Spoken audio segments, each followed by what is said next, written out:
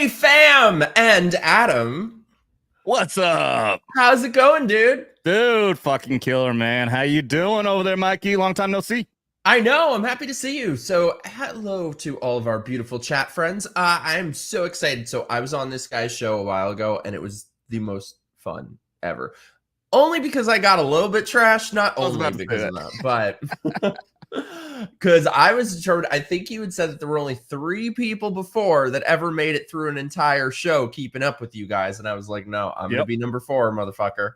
Yep. That's right. To fill everybody in because we're a bunch of degenerate fucking military vets. So I get paid to drink on my channel. So we do shots every single time I get a $20 super chat. And only 3 other people actually went shot for shot with us, hung through the entire show. And this guy over here made number 4. So I told you I wouldn't let you down. Oh, you hung me like the champ. Hey, Lou. Hey, Chris, with your fucking pineapple pizza, you bitch. Ooh. Thank you. Unit. Love you guys. I want to give a shout out to Unit 731 because my first unit was 173, the 173rd Airborne Brigade. That's cool. I wonder if that's a unit, like a military unit, or like I've never heard of the 730 first, but in any case, yeah. You never know on this channel. Adam, why don't you? So for people who are new to you, why don't you tell people who you are? Yes, well, like I already said, VETS TALKIN dropped the genius on me is what I would love to say, even though you managed to misspell that on initially calling it. I'll never hear the end of it. How dare you put a G at the end of talking? What are you thinking? And you also managed to fuck up and call me Aiden in the video description there, buddy. No, I did not. Like hell, I did. I'm looking right at her right now. ADAN. That's a typo. I'll fix it after. I think we need a cognitive test for you there, Mikey. Yeah, I'm like going the way of Biden. That's true. We need we need a Biden test over there. Oh, Unit 731 was a Japanese unit. Oh, hey, Jacob. That's cool. All right. And dangerous, you bitch. But yeah, VETS TALKIN. Yeah, it's where we talking everything from pop culture, politics, and everything in between from the perspective of sick, twisted minds of military veterans. And like I already said, we're a bunch of degenerates who get drunk and talk shit like we're back in the barracks. So this is why we're friends. Yeah, absolutely. Yeah, you even though like you are like I think I described you as one of the gays. Yeah, you fit in absolutely fucking great. Don't ask, don't tell, baby. That's right. Not in today's military. Now it's you tell and you spread it all over fucking Instagram. Now it's like shout from the fucking rooftops. Yep. Be proud of not just be gay but trans and all that fucking good shit. So wait, so how long have you been doing your show? We're at 1.5 years now. Which I'm extremely happy for because we shot. I got monetized very early on. A lot of my following came from Tom McDonald fans.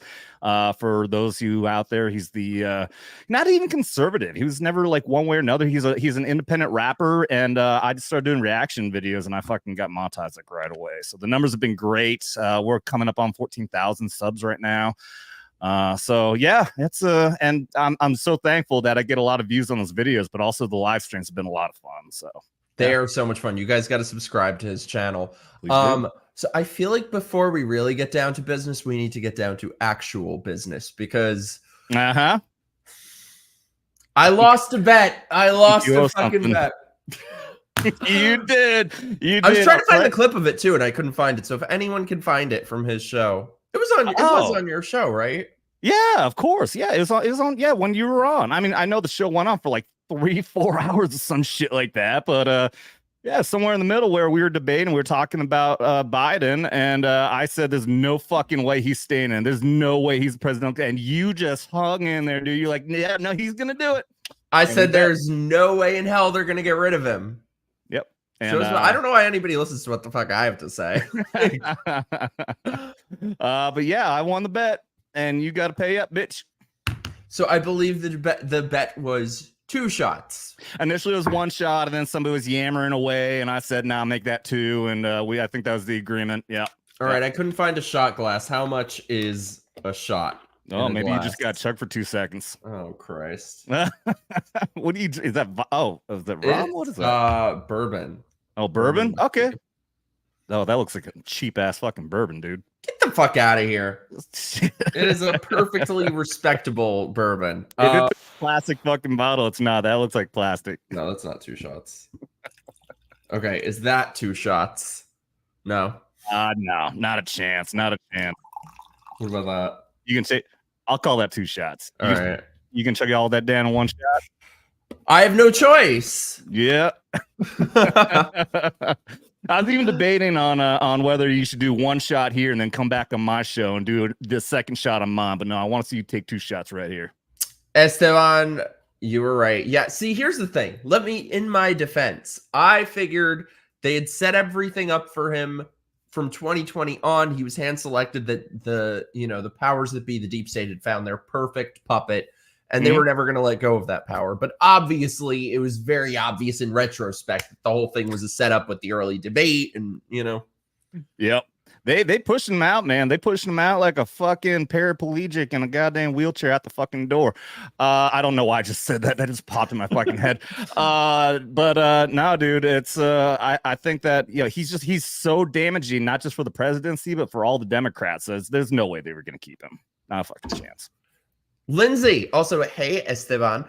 Lindsay, I have like a drink here too. So like I am going full lush on this stream tonight. And I blame Adam. It's all his fault. All right, bitch. I'll tell you what, I'll even pour a shot and do one with you here. Yeah, do it. You better. All right, let me pour this shot.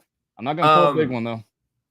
But I feel like the words you want me to say are kind of difficult for me, that you're trying to get me to say Adam was right. What? Adam was right.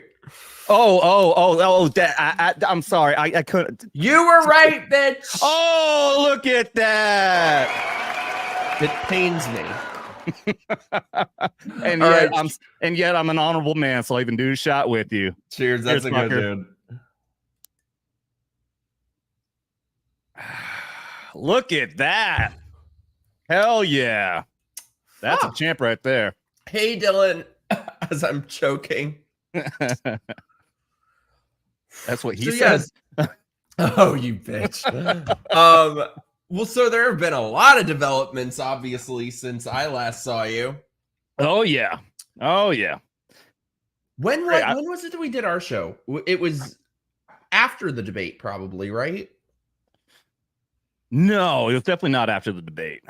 No, definitely not. Because at that point, there was still a chance he's going to stay. And once the debate happened, because I remember even texting you, I DM'd you when the debate happened. That's and I'm right. I'm like, how you feeling about your bet now? And so it was. I still felt good about it. You what? I still felt good. I stuck with it the whole time. You didn't reply to me, so I'm like, I think he's chickening out. I think he wants. No. I am nothing if not stubborn. It's very obvious. No, I really did not think they were going to let that power go, but I guess it had just become too obvious, or I don't know. Dude, you know what? I really think. I think Kamala. I prefer to call her Kamala. One, because she's a cum whore, and also because she they say that we're racist now for mispronouncing her name, so I'm gonna do it on purpose. Okay. Kamala.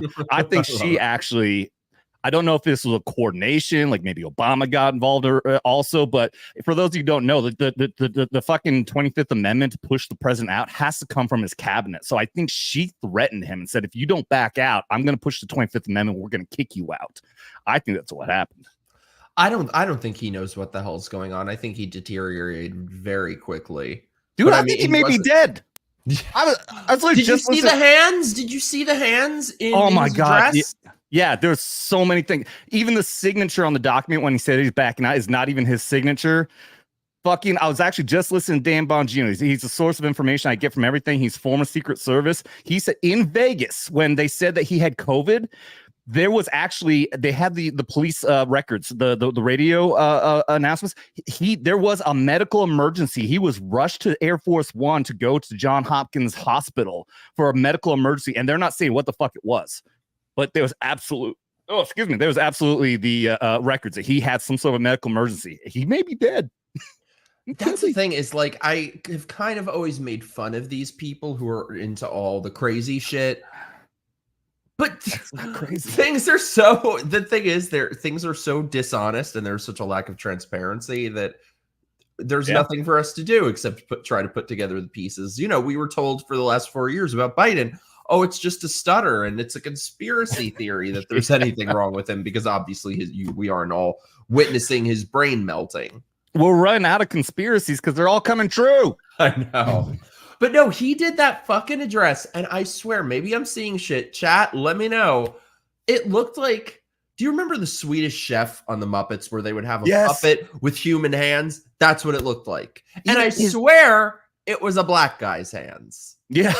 Dude, even his face, it looked like a mask. That did not look like real skin. He looks so fucking weird. And well, so apparently, by the way, you should totally come on. I'm going to be covering the whole DNC. Like, are you going? No, I don't. Okay, I was gonna say, if you were gonna go to Chicago, I'd go up too. I was actually just up at the RNC in Milwaukee there, and I was thinking about going to the DNC in Chicago because it's not too far for me. Just between us, I got invited to that, but they didn't want to pay for shit. So I was like, oh, they didn't want to pay like travel or anything. I was wait, like, who invited you? I'll tell you. Okay. I know it's not a Democrat. No, to the RNC I'm talking about. Oh, the RNC. Oh, okay. Gotcha. They've gotten progressively cheaper since 2020. I guess, you know, the economy and all. Yeah. Hey, Ruben. Thanks for being here. What's up, Ruben? By the way, parentheses, I should say to our lovely chat friends, if you feel so inclined, send in your super chats, subscribe to my locals. Oh, also, Greg and I, my friend in Florida here, will be doing arcade night for my locals and Patreon subscribers on Thursday. So join my stuff. I say $20 super chats and I'll do shot. You want to go? We got to get this man trashed. He got me trashed on his show. We can play the drink game rules over here too. I'll allow it. The thing is, though, so what I was saying, we really have not seen Biden at all since he dropped out. Apparently, he's going to be doing the whole first night of the DNC. He's going to be appearing, and it's going to be a whole tribute to him at the DNC. Really? Mm-hmm. Which you would think they would just want to make people forget about that as quickly as possible. Yeah, I mean, you're absolutely right. I mean, yeah, they switch everything. I mean, even the press secretary and everything. All the conversation is about Kamala now and not about Biden. He's a fucking he's done. Adam Krigler, you beautiful bitch! I missed you. What's up, Adam? Get on here soon, dude. It's been way the fuck too long, dude. I have some information that I've been wanting to share with you guys from the Forbidden Frontier for a long time. Is it sexual?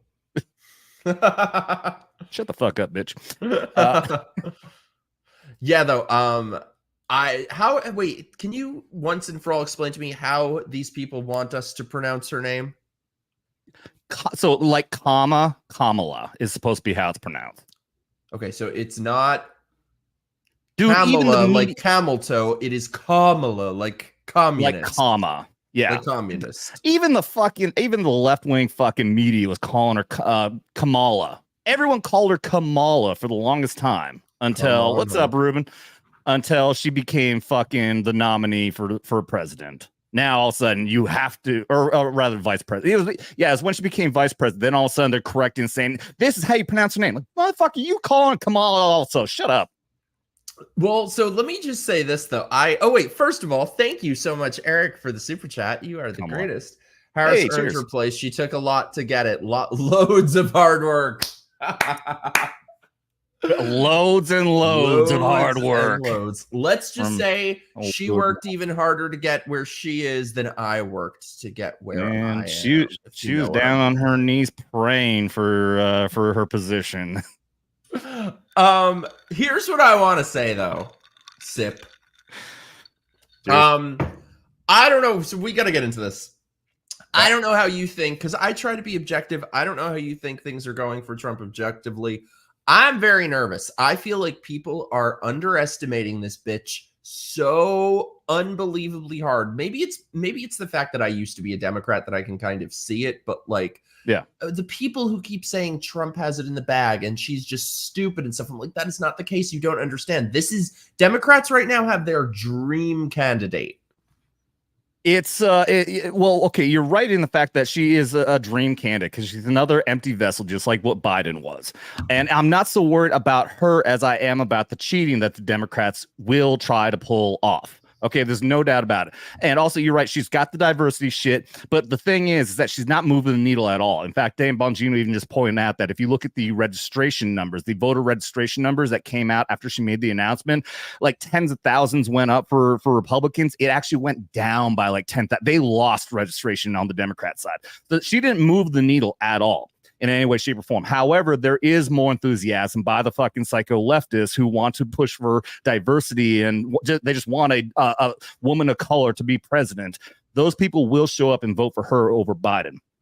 But like I said, I'm more worried about the cheating more than anything else. And I've been saying this. I've been preaching this every single time I go on my show. We cannot be overly confident, but we can also not be black-pilled. We need to get out and vote like our life depends on it, and we're 10 points behind. Matter what. what. I was just going to say is you were saying that on Twitter that we need to act like we're 10 points behind. I'm like, yes, right. Thank you. This. Also, by the way, parentheses, Wayne, thank you so much for the super chat, my dude. Ask Adam what Carter he identifies from the movie Stripes. Also, Corn Pop is my boyfriend. Let's get Adam drunk. I thought Corn Pop was my boyfriend. Corn Pop was a bad dude. What's up, Wayne Rowe, by the way? Shout out Wayne, a big follower over on Vets Talkin. I think he means character. What character identify as? Oh, fucking damn, I can't remember his name. The main character guy from Ghostbusters. What the fuck? Bill Murray, thank you. Sorry, I hope you don't mind me using the sound effects. No, I love it. I need to see you're so much fancier than I am. Is that like a movie I need to see? I've never seen it. Oh, Stripes. Oh, it's a classic comedy army movie. Yeah. Bill Murray. And also, geez, my brain has stopped working in the last month. I swear to God. Also, the guy who plays Egon from Ghostbusters is in there. Yeah, fucking great movie. Yeah, absolute classic. From oh, sorry. Go ahead. What were you saying? I was just gonna say it was like an old movie. It's like before Ghostbusters. I think is either early 80s, something like that. All right, I'll add it to my Letterboxd list. Yeah, though I just feel like thank you. Yeah, thank you. Dangerous knows what's up. Yeah, I feel like I'm seeing a lot of people underestimate her and just talk about. I'm like, it's not gonna be enough to beat this bitch to talk about her laugh or this or oh, she's stupid and stuff. Like the people she's the entire machine behind her, and that machine is anything but stupid. If anything, I feel like they're always 10 steps ahead of us. Yeah, I mean, they're playing the exact same thing they did in 2020. They're playing the basement rule. They're keeping her hidden away because she is a moron. Whenever she opens her fucking mouth, not only does a little cum come out, but also it's pure fucking stupidity. She is a pure fucking moron. So it is no surprise at all. They're playing the exact same role with her as they did with Biden, his presidential. Just keep her in the fucking basement and just wait until November and then hope they can find a way to cheat. That's all they're fucking doing. That's the thing, too, is in 2020, I was one of those people who was saying for months, they're going to cheat, they're going to cheat, they're going to cheat. Yeah. And where the hell were Republicans doing anything? I feel like the time to fight that is before it happens. Like, you really can't do anything. If you agree to compete in a rigged game, you really can't complain about the outcome. And I feel like, all I can do is hope. I feel like that it's going to be more transparent this time, but it probably won't be. And where the hell is the Republican Party doing anything now for voter integrity? I mean, certain states, like the glorious state of Florida, it's really sad. I mean, what needs to happen is we need to play by their rules. So if they're in states where you can still do the drop boxes and they're going to fucking ballot harvest, then we need to fucking ballot harvest. We definitely can't be doing anything illegal like they're going to try. We can't fake the votes or ballots or anything like that, but we need to play by their rules that they're making legal. So, I mean, you're right. And the problem is that there's so many other issues. Yeah, okay, one big thing that people don't realize and they gloss over a lot when it comes to how they won that election in 2020 was not just the rigging on the day of the election, but everything up to it with the fucking media. And they're doing it right now as well. You know, back then they hid the fucking Hunter Biden laptop thing, where 17% of fucking Biden voters said if they knew it was true, they wouldn't have voted for Biden. That would have won the election for Trump.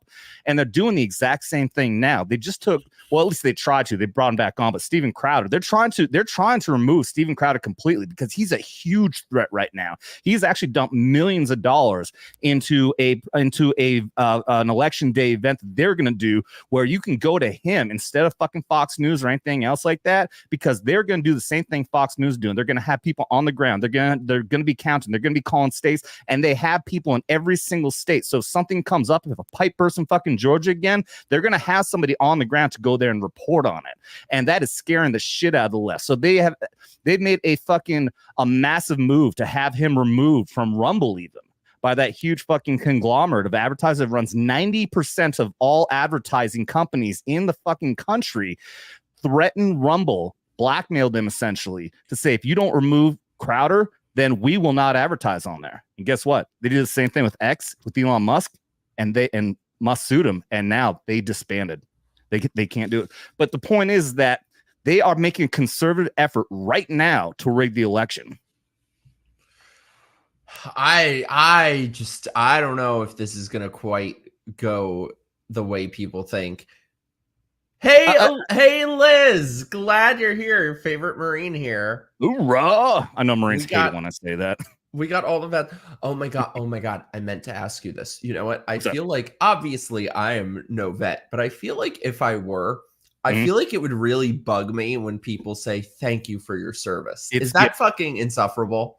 It's annoying at this time. I at this point, I appreciate the sentiment, I do, but yeah, it's really fucking annoying now. I feel like it's the equivalent of these white liberal chicks who go up to black people and say your life matters, or people who go up to gays that are like, I'm an ally. Like, fuck. I know there is a lot of people who do that. You know, same thing when they're putting, you know, the yellow ribbon magnets on their cars and everything. There is a bit of the what do you guys when you were on the left, what'd you call it, virtue signaling? Yeah. There is that. But for the most part, the people who say, I know that they do genuinely mean it. But unfortunately it's annoying. Yeah. I will say actually, I got to meet Gina Carano, not like in a special event. Like I got a picture with her up here, and Jay Drunk 3PO from Geeks and Gamers, who I know, he's been on my show. He was there at the event. He actually introduced me to her, said, this is Adam. He's a veteran and a YouTuber and blah blah. And whatever, she gave me a big hug and said, thank you for everything that you've done. And that meant so much more, because that is actually saying thank you for the sacrifices that you've made, and not saying like I did anything big or anything. I'm not going to go through my whole history or anything, but that had a lot more sentiment to it than thank you for your service. Yeah, I feel like thank you for your service, I think, has like an NPC kind of connotation, that they're just parroting verbatim what they've heard other people say. Yeah, pretty much. Yeah, I feel like that would piss me off. Well, speaking of military shit, so it's apparently about to become a thing now. So Trump put out a new ad about her friggin' VP who was claiming that he deployed, and he apparently scampered off like a little twat when it came time to deploy. I have done a lot of research on this piece of shit. Tell me everything. I've done all the research I possibly can. So this fucker who did retire from the Army National Guard, 24 years of serving, never deployed once to a combat zone. He did one single actual like overseas deployment of all, and this is where I managed to dig in and find things up, because he actually deployed to Italy when my unit, like I was mentioning, the 173rd Airborne Brigade, we were stationed in Italy. He went there. Basically, his unit got sent over there as a replacement to secure the region while my unit was off in Iraq in 2003. We went for the invasion of Iraq in March of 2003. What's really weird about this, and this isn't being hit on, I've actually been planning Yeah, I'm definitely going to do it. Contacting the Minnesota National Guard and find out why it is, even on their history website of the first of the 125 Field Artillery, which is his unit. He was the command sergeant major, the senior enlisted non-commissioned officer of that unit. Why it's listed that unit deployed to Italy in support of Operation Enduring Freedom, which is Afghanistan. That is complete bullshit. Wow. There's no fucking reason whatsoever why they are going there, securing an airfield, Aviano Air Base, which is where we would go to do our parachute jumps. There's no reason to say that was in support of Operation Enduring Freedom. If anything, it's in support of the global war on terror. That was the overarching operation that included Afghanistan and Iraq. And if it's going to be either operation, it would actually be support of Operation Iraqi Freedom, because that's what that base was doing, was supporting us who were in Iraq. It made no sense. So I think there's some backdoor dealings that this guy fucking Walls did with his chain of command when he's planning on going to politics and everything. So that was just one aspect that's not getting hit on very much, because he's been claiming that he was an Operation Enduring Freedom veteran. He's even out there. He's even seen, there's a picture of him on with a sign when he was supporting John Kerry for something, saying Operation Enduring Freedom veteran for Kerry. Fucking stolen valor piece of shit. You're a non-Operation Enduring Freedom veteran. Only people who actually deploy to Afghanistan are veterans of Operation Enduring Freedom. So that's just one fucking part of it. Then on top of that, saying that he's a command sergeant major, he was not. He was conditionally promoted command sergeant major to be the senior NCO of his battalion. That under that condition, you have to go through the sergeant major academy, which is 2 years, including a lot of fucking whatever. He was the sergeant major for something like 8 months, 7 months, something like that. Once he retired, then he automatically gets demoted down to master sergeant. He has been claiming for nearly 2 decades that he is a retired command sergeant major. Even so much so that they put it on Kamala Harris's website and they had to take it off because he's not. That is fucking took it off. They took it off. They changed it to master sergeant. They had to admit it. Well, but he's on tape calling himself that 1,000,000 times. 1,000,000 times. As soon as he retired, then he immediately started saying he's a retired command sergeant major. He's not. On top of that, guess when he retired? What's right after it was announced that his unit was going to be sent to Iraq. The senior leader, non-commissioned officer of the battalion, is now going over knowing that their fucking command sergeant major abandoned them. That is the lowest of the fucking low, man. That's lowest of low. And they've been trying to claim, no, he retired before they deployed. I had somebody on fucking Twitter trying to say that. He retired before he deployed. Yeah, no fucking shit, because he didn't want to fucking go. He retired after he found out he was going. Everyone, all the senior leadership has confirmed that he knew. There's what's called a warning order, meaning that you're getting told that something's about to happen before the official orders go out. They had the warning order. All the senior leadership knew. His fucking officer above him, I think of the battalion commander or whoever, has said on record, yes, he fucking knew. And he retired and abandoned his fucking troops. On top of that, also, he's been seen wearing a fucking special forces hat. He's got a fucking hat with the fucking the special forces crest, says de preso libre.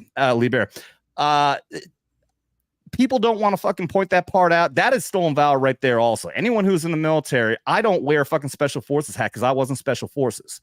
I would not, because I don't want people to think.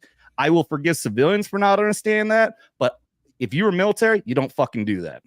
So, well, it's amazing how sociopathic these people are, how brazenly they lie, because they know the entire media will be behind them, and they're a one-trick pony. The only thing they have is repetition, and they know that the media will just repeat his bullshit, and then they'll say it's a conspiracy theory when you bring up the facts. Yeah, of course, it's a conspiracy theory, and you're racist, sexist, homophobic, istophobic if you disagree, or obviously they're not going to pull that. Well, I guess we are homophobic because he's a fag, so he's clearly a fag. He drinks horse semen, apparently.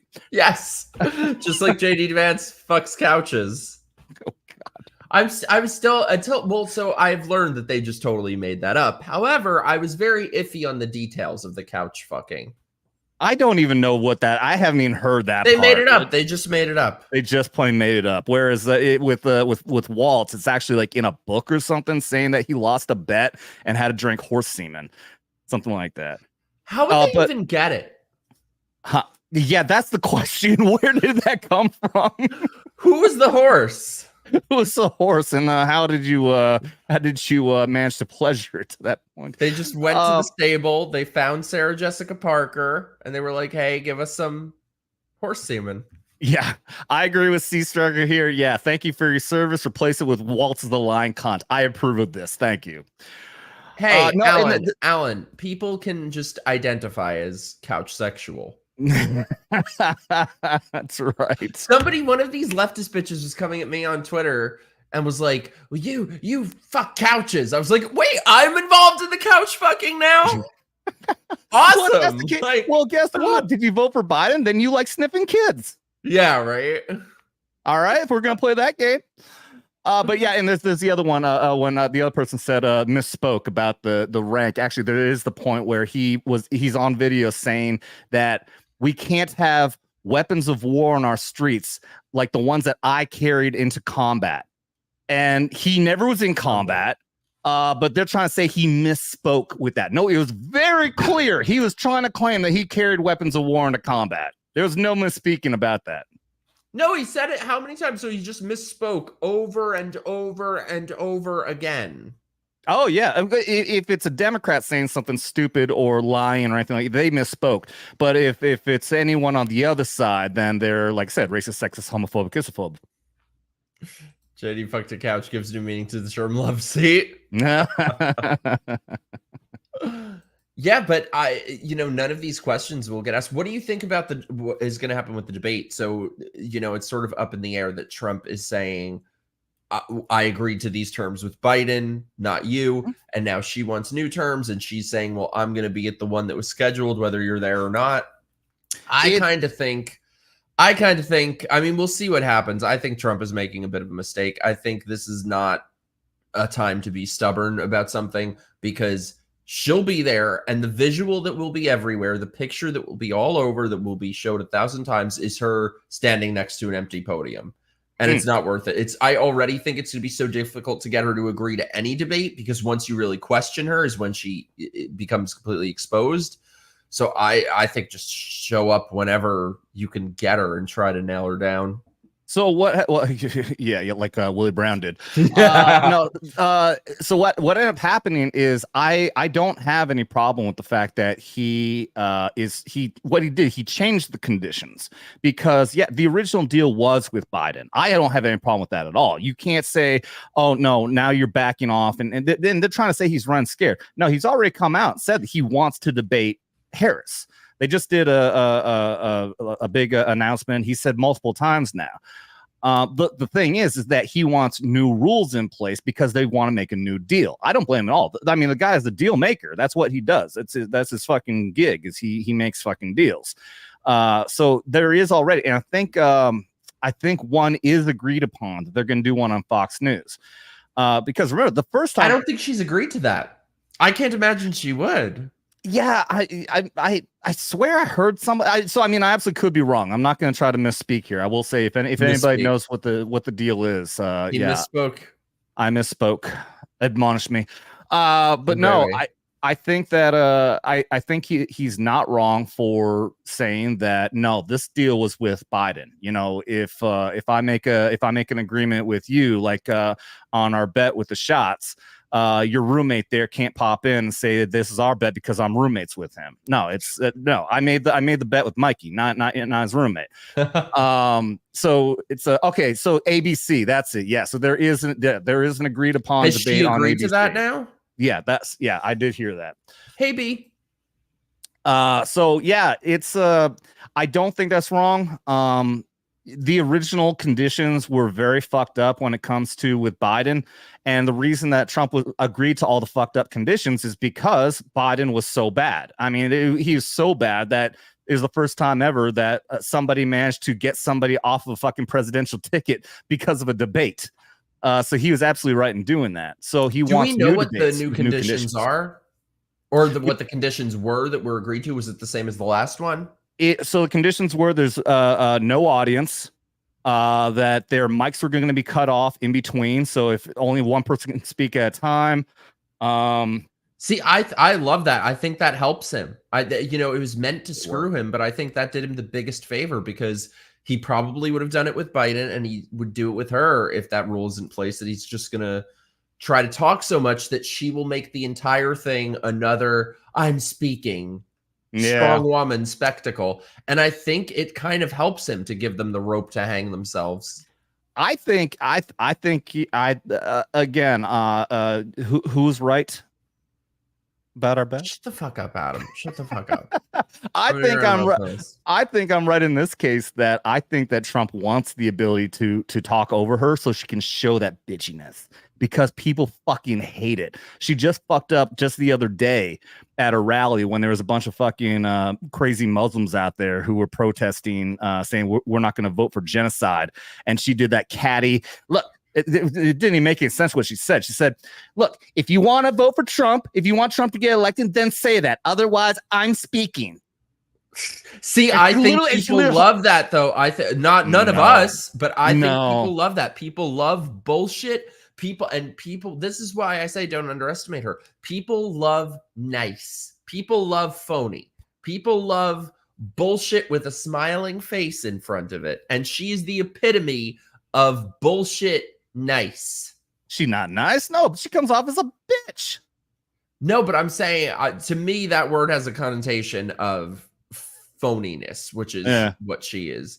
And all these people care about is that she has a nice weave and she plasters on a big phony smile, and people love bullshit. People love phoniness. I think that there is the that Karen, that white Karen crowd, who are the only people who are showing up at her fucking rallies, by the way. I think that they will say yes, queen. Yeah, when she does that, I think that all the moderate people who, I say this a lot, is there's the third party. Those are the people who are listening to what we're saying. There's so many people who are like black pill. There's no point pointing this out because nobody's going to listen. No, there's a third party out there. There are people in the middle who are trying to make the decision one way or another. I think those people, when they see her act like a bitch like that, stand there for 55 fucking seconds, she's standing there. I think your average, moderate, free-thinking American is going to look at that and say, she's a fucking cunt. I don't want to vote for that. Here's what I want to pull this up, though. So this is what concerns me for our people, though. So this is her website, which, how long has she been running now? Still not one single policy on the website. Not one. Just give us your money on top, but not one single policy. But here's the part that concerns me. You go to events and they have got hundreds of phone banks, get out the vote, register voters, every little subgroup you can imagine, every state, every city, in person, Zoom, everything you can imagine. And then you go to Trump's website or you go to the RNC website. There's nothing. So I don't know how you feel. I am so fucking sick of Democrats always being 10 steps ahead of us. So I see this and I'm like, why aren't we doing this shit? Well, what do you say when you go to Trump's site? What do you mean there's nothing? There's policies, which is good. No, it's all policy. I'm saying in terms of this sort of shit, get out the vote, phone banks, registering voters, all that. Yeah. Which it really should be. You know, the thing is with Democrats, they have an entire machine behind them. They have an entire party pushing the same shit. They're running everything. We basically have fucking nothing. I mean, if the RNC is useful for something, I'm not aware of what that is. Yeah. You're absolutely right. And I mean, the thing is that she can't run on policy because guess what? She is the fucking vice president right now. So any policy she's going to say where she's going to come out and she's already done this plenty of time where she's saying that, where they're saying that, I'm gonna fix the economy. I'm gonna fix prices and all that. Bitch, you're already the fucking vice president right now. Do it now. So yeah, it's crazy. And like we're saying though, they're just running on. We are gonna vote against Trump, and they're gonna do everything they can to rig the election. That's it. That's all they can do. Oh my God! By the way, look at this. Kamala's cat lady's phone bank. Ugh. What the fuck? We should join Kamala's that. We should join that. That's why I was looking at these. I was like, do they have any that I could kind of like infiltrate? Is The there cat ladies. There's got to be like a gaze for Kamala or something like that. Oh, I streamed that. That was my last one. They had the alphabet people for Kamala call that they did. It was torture. Good Lord. I can't even imagine. The worst people in the world. And then they had the white dudes for Kamala. It was like a, get it right. That's right, communist. Kamala. It was that white guys for Trump for Kamala. That was like a fucking soy factory. Yeah, what was it? White, yeah, dudes for white dudes. Yeah, they were calling dudes because what's his nuts, who was in the Big Lebowski, was like a big part of it. Dudes for Kamala or some shit. Shut up for 2 seconds. And none of it was funny. None of it was. They had like a comedians for Kamala event, and not a single fucking funny joke was told the entire time.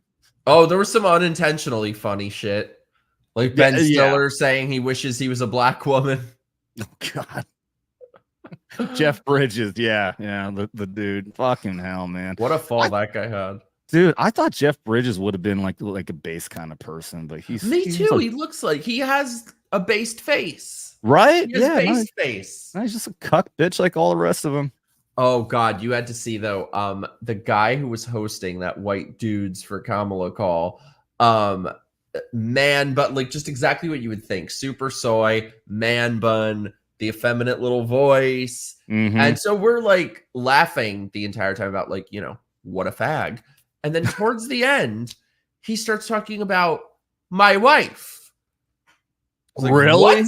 And then he picks up his phone and he has his wife's photo on the lock screen. And it looked like fucking, remember Home Alone? Buzz, your girlfriend, woof. That's what this bitch looked like. Oh. That says the same exact thing. Like, who's that fucking egg boy from CNN? Egg boy. Yeah, he literally looks like a fucking egg. But he's just like so flaming fucking obviously gay. Don Lemon? Not Lemon. No, he's actually openly gay. No, this dude claims this dude is like supposedly he's married, and like I watch Steven Crowder a lot. Love him or hate him, I'm still a fan. Yeah, they're Ryan Stelter. He looks like fucking Humpty Dumpty. Yep, yeah, exactly. And he'll put on like these Instagram posts about saying like, "Oh, yummy! The only thing better than yummy brunch is my wife's hot bod," or some shit like that. Like, hey, fellow straight guys. Yeah. So I gotta see what this guy's wife looks like. I can't believe she's hot, but it's clearly a fucking scam. Yeah, I think I've seen a picture of her. She's hot. Mm-hmm. Ugh. I think so. There's no way it's real though. There's no way. I wouldn't say hot, but like less unfortunate looking than I would have expected. You got a picture? Oh yeah, let's see it. Oh, okay. That's not what I was thinking. It looks like him in a wig. It does. It does. Oh no. Yeah, that's a fake marriage. That's another big Mike there. That's another Michelle Obama case. That's not a woman. Look at that face though. Could you imagine seeing that face next to you in the morning? I'm talking about him. Yeah, I think both of them. You're right. It does look like it looks like him in a fucking wig. Maybe it is. They like split screen that shit. It's a dress up situation. I think it's like a Stelter clone.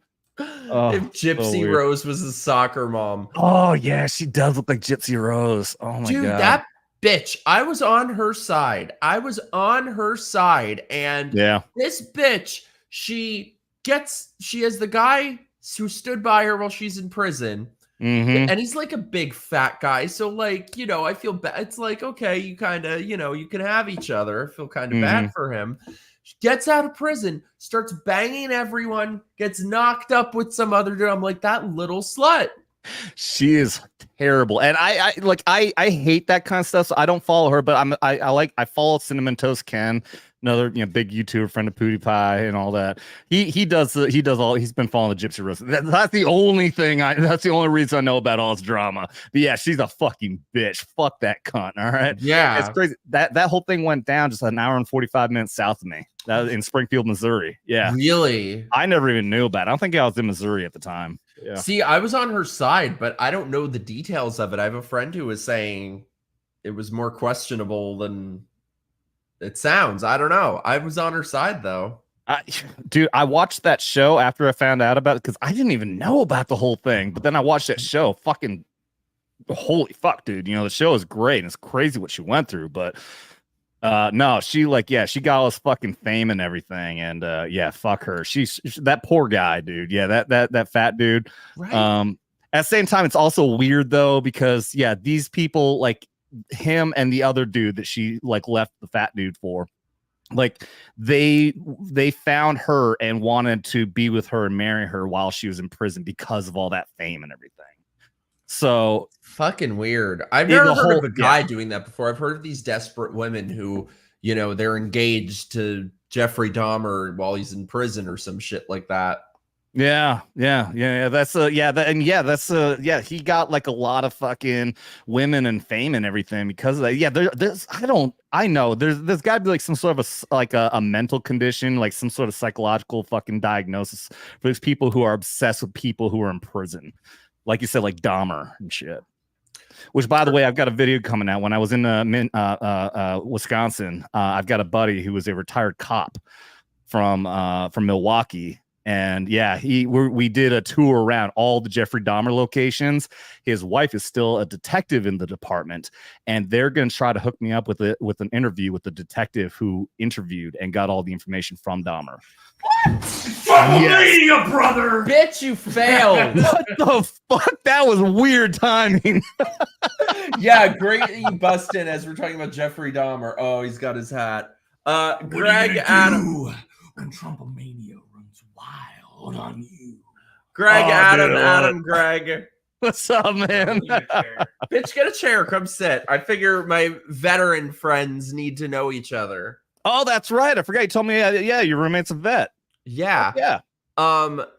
Apparently Christy says Gypsy was abusing her mom towards the end and hurting her. See, I don't know all the details, but from what I know, I would say the bitch had it coming, but maybe there's more to the story.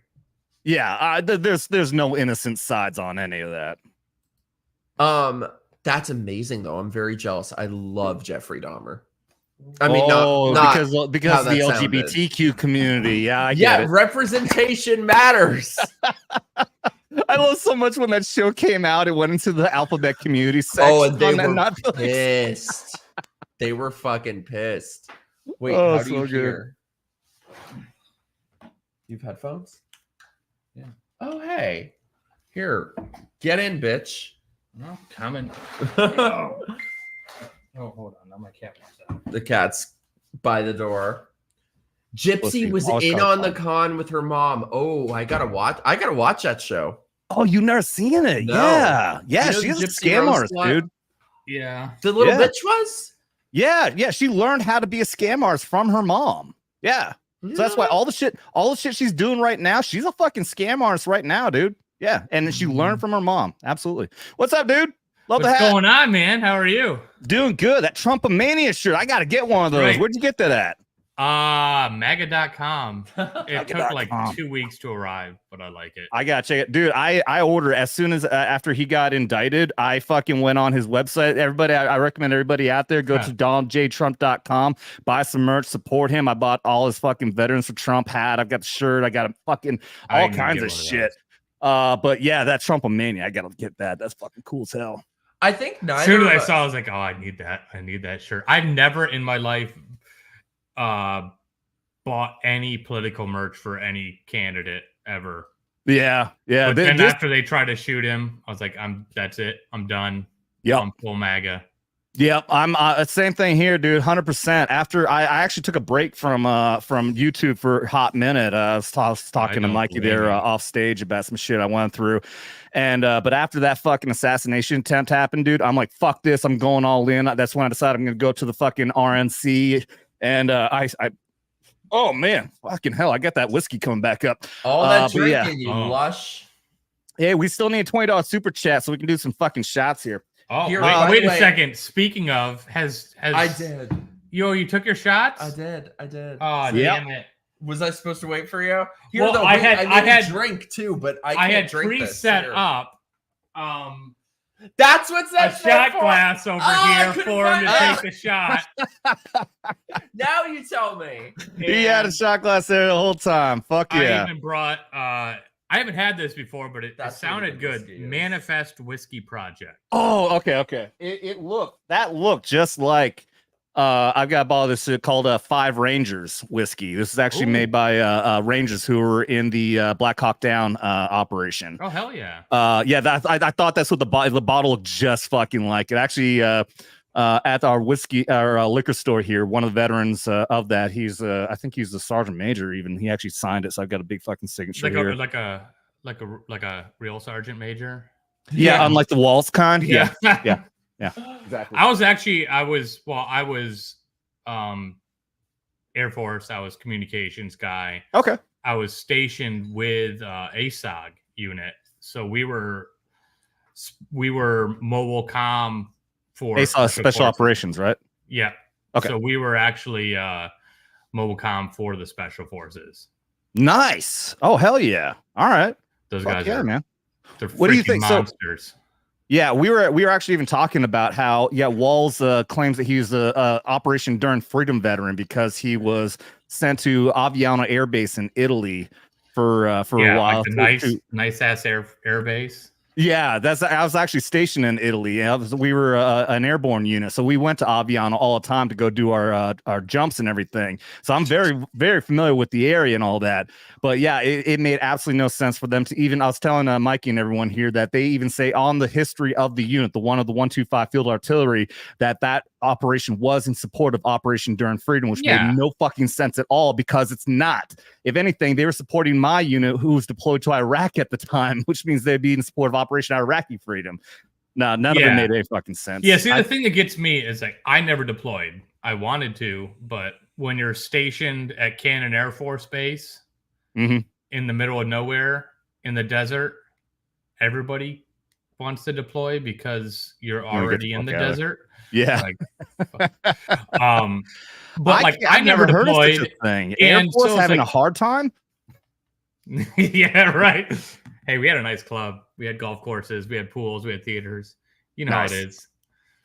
But yeah, like the people that actually went through the shit, you know, like that's insulting to them. 100%. You're trying to take credit for that. Yeah. Like I'm proud of what I did in the military, but I never deployed. I don't make any qualms about that. I always try to like put that out there. Like, yeah, it's part of an ASOG, and like my unit did some cool ass shit. Right. Hey, always take pride in what you do. But I mean, you don't have to deploy to combat to be proud of what you're doing. But this line, piece of shit, stolen valor, motherfucker. It can't be enough. It can't be enough to say that he was a retired master sergeant or that he was field artillery and even enlisted as an infantryman. No, he has to go and lie about fucking everything. He could have been just fine given his actual fucking record. But no, he would have been fucking fine. lies. And like that would have been respectable. Identify as it now. In which case, I identify as I was like in the Navy. Yeah, Well, I mean the Navy's pretty gay, so that would make village sense. people over here. Kind of way, but Yeah. In the Navy. Hey, if it's underway, it's not gay. Wait, thank you so much for the super chat. Desperate women, you say, do you have their phone number asking for a friend? Also, Jeffrey Dahmer's low calorie cookbook, good recipes. So are people, do you think people are low calorie? I would think they'd be kind of, I mean, I guess it depends on which person you're eating. Well, it depends on the fat content. So like you eat Amy Schumer, that's gonna go right. Yeah, Well, you're getting cholesterol there. Well, I'm keto, so I mean, eating people, that's a very keto diet.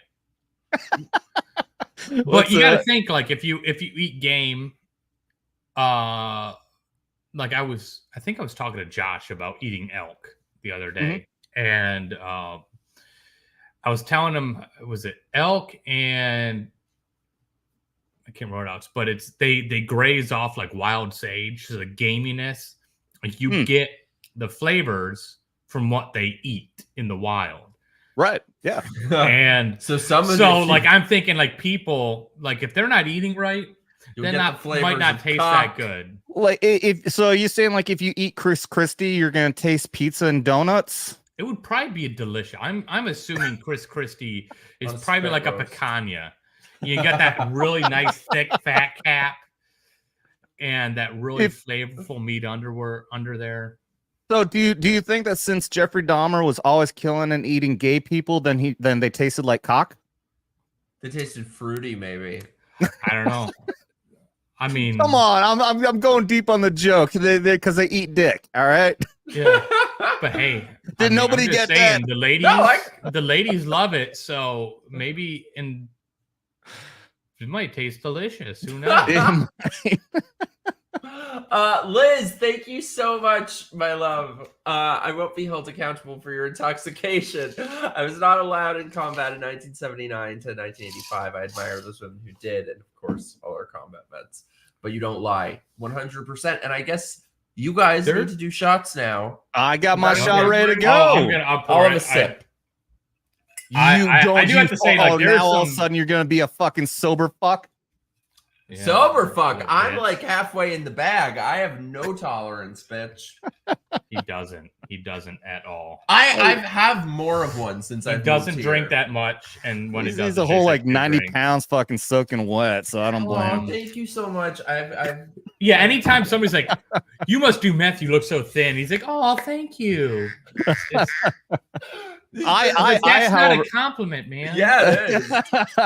Where are your rainbows? I'm on the opposite side. I know, like, the thumbnail pic was actually from like last year, and I put on like 50 pounds since then. So same. Mine was from a few days ago. You gotta get those MySpace angles, man. The MySpace angles? What the fuck? You know, where you take the picture right, it looks like you're 80 pounds lighter. Yeah, but MySpace, what an old fucking reference. Yeah, that was what? That's the original reference. That was the best of times. It was. You know, it was they really say weird. that, but you don't. Do you not remember how much drama was caused over the top 8? I loved it. Like, people wanted to straight murder each other. It was like, I'm number 3 on your wall now. I used to be number 1. Now I'm number 3. Dude, the weirdest thing was when I was deployed on my second tour in Iraq, and my company commander, who was a major, he didn't know anything about MySpace. He ended up asking me. I told him, and I pulled it up, and he goes, "Can you look up my daughter?" Oh no, no! He's like 14, 15-year-old daughter, and he wants me like cyber stalker. Like, I really don't want to. Sir, this is not a good idea, and I refuse to be part of your depression. Do you guys remember those MySpace celebrities, and they were all whores?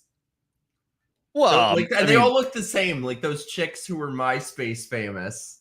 Isn't that what they're still doing? That only like way more now. No, it's but what was her name? There was one that everyone was friends with. Forbidden. That was her name. Her name was Forbidden, and everyone had her in their friends.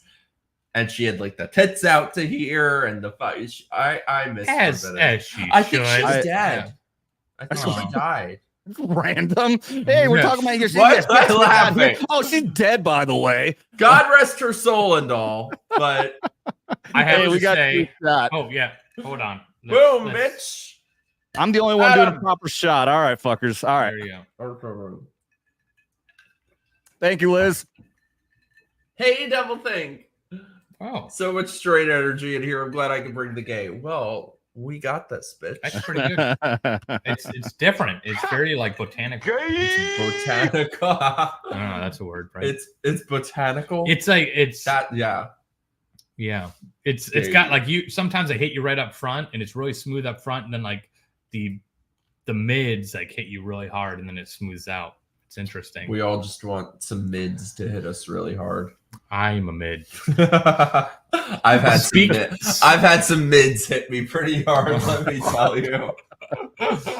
Speaking of hitting pretty hard, I have to compliment your arcade in the back, because X-Men is my favorite arcade game of all time. It was for me too. This was my Christmas present to myself last Christmas, and it was crazy. Because I actually no joke. I did because I was jealous of J Drunk 3PO, who has a bunch of arcade games in his background. So when Christmas rolled around, and on the Black Friday time, it's called a 1-up. Yeah, I'm Arcade familiar One with Up. it. Yeah, this is actually on sale for like 40% off. And I'm like, Oh, nice. yeah, the same, perfect. Because same. I played the shit out of X-Men, and I was so happy the first time I beat the game after I bought this. First time in my life, only fucking 3 decades later, finally beat it. Speaking of which, unless you want to spend like 3 rolls of quarters to beat that shit. Right. Speaking of which, you guys got to join my locals or my Patreon because Thursday is we're doing arcade night. Hell yeah. So you can I have an arcade system as well. It's the At Games Ultimate. But the 1-Up systems, you can hack those and you can put all the arcade games on it that you want. Really? Yeah. Ooh. They have the Lion King from Super Nintendo. I have like play that. I played that. Yes. It was hard. Yeah. It's Holy hard now. shit. I remember playing as a kid and beating that game, and I beat Aladdin multiple times. That's another one thing. I played that one. Level 2. My dad and I would play the Lion King on Super Nintendo and would always get stuck on the one level with what are they? The hippos route to go up and left. Oh, and right. yeah. Oh, yeah. And my dad found out from someone he works with the cheat code to skip the level and was so excited when he found that out. I still remember it was Barry. You just spelled the controller Barry. I don't know who Barry was, but thank you, Barry. Bro, I found I don't know if you get familiar, Cinemassacre, who does this bit called Angry Video Game Nerd. I found him when he did it. He did the episode on. I love it so much, man. I mean, I've talked about it on my show, and people say he's cringe or whatever. Yeah, he's cringe, but dude, he's funny as hell, I think, with his cringe and also the nostalgia, man. He's going back. Silver Surfer is the game that I found him on. That is the hardest game in the fucking world. And I was so happy to watch that episode and confirm that was an impossible fucking game to play. Oh, it's crazy how hard the games were. Because they're if you play them all the way through and you're masterfully good, they're 15-20 minute games, maybe an hour, but they take you days, weeks, months to beat. Hold up, Sea Striker. I had no idea it was on Switch. As soon as this ends, I'm gonna go get it on Switch. And they have a rewind button. Yes, that's. I have the rewind button on my arcade. Really? Yeah. Wayne, thank you so much, dude. You are really helping the channel out tonight. Oh, yeah, Wayne. Free-range soy boys are so tasty with a nice Chardonnay and a baby seal appetizer while listening to all the pirated Napster downloads. See, I feel like soy boys would just be complaining the whole time. Like they do with everything else. Right. Speaking of MySpace, Tom was really underappreciated in his time. I mean, that man gave us everything we could have ever wanted. We didn't appreciate him. And now he's just living life with his millions. Try to wriggle at an election. Right. He didn't ban anyone. There's no politics on there, nothing. None. And I still to this day, there has to be a conspiracy behind that in the fact that Facebook all of a sudden dominated everything when Facebook was boring as fuck. I'm like, you tell me I can't even alter my page? I can't add music to this? I can't do anything? Why is everybody going to Facebook all of a sudden?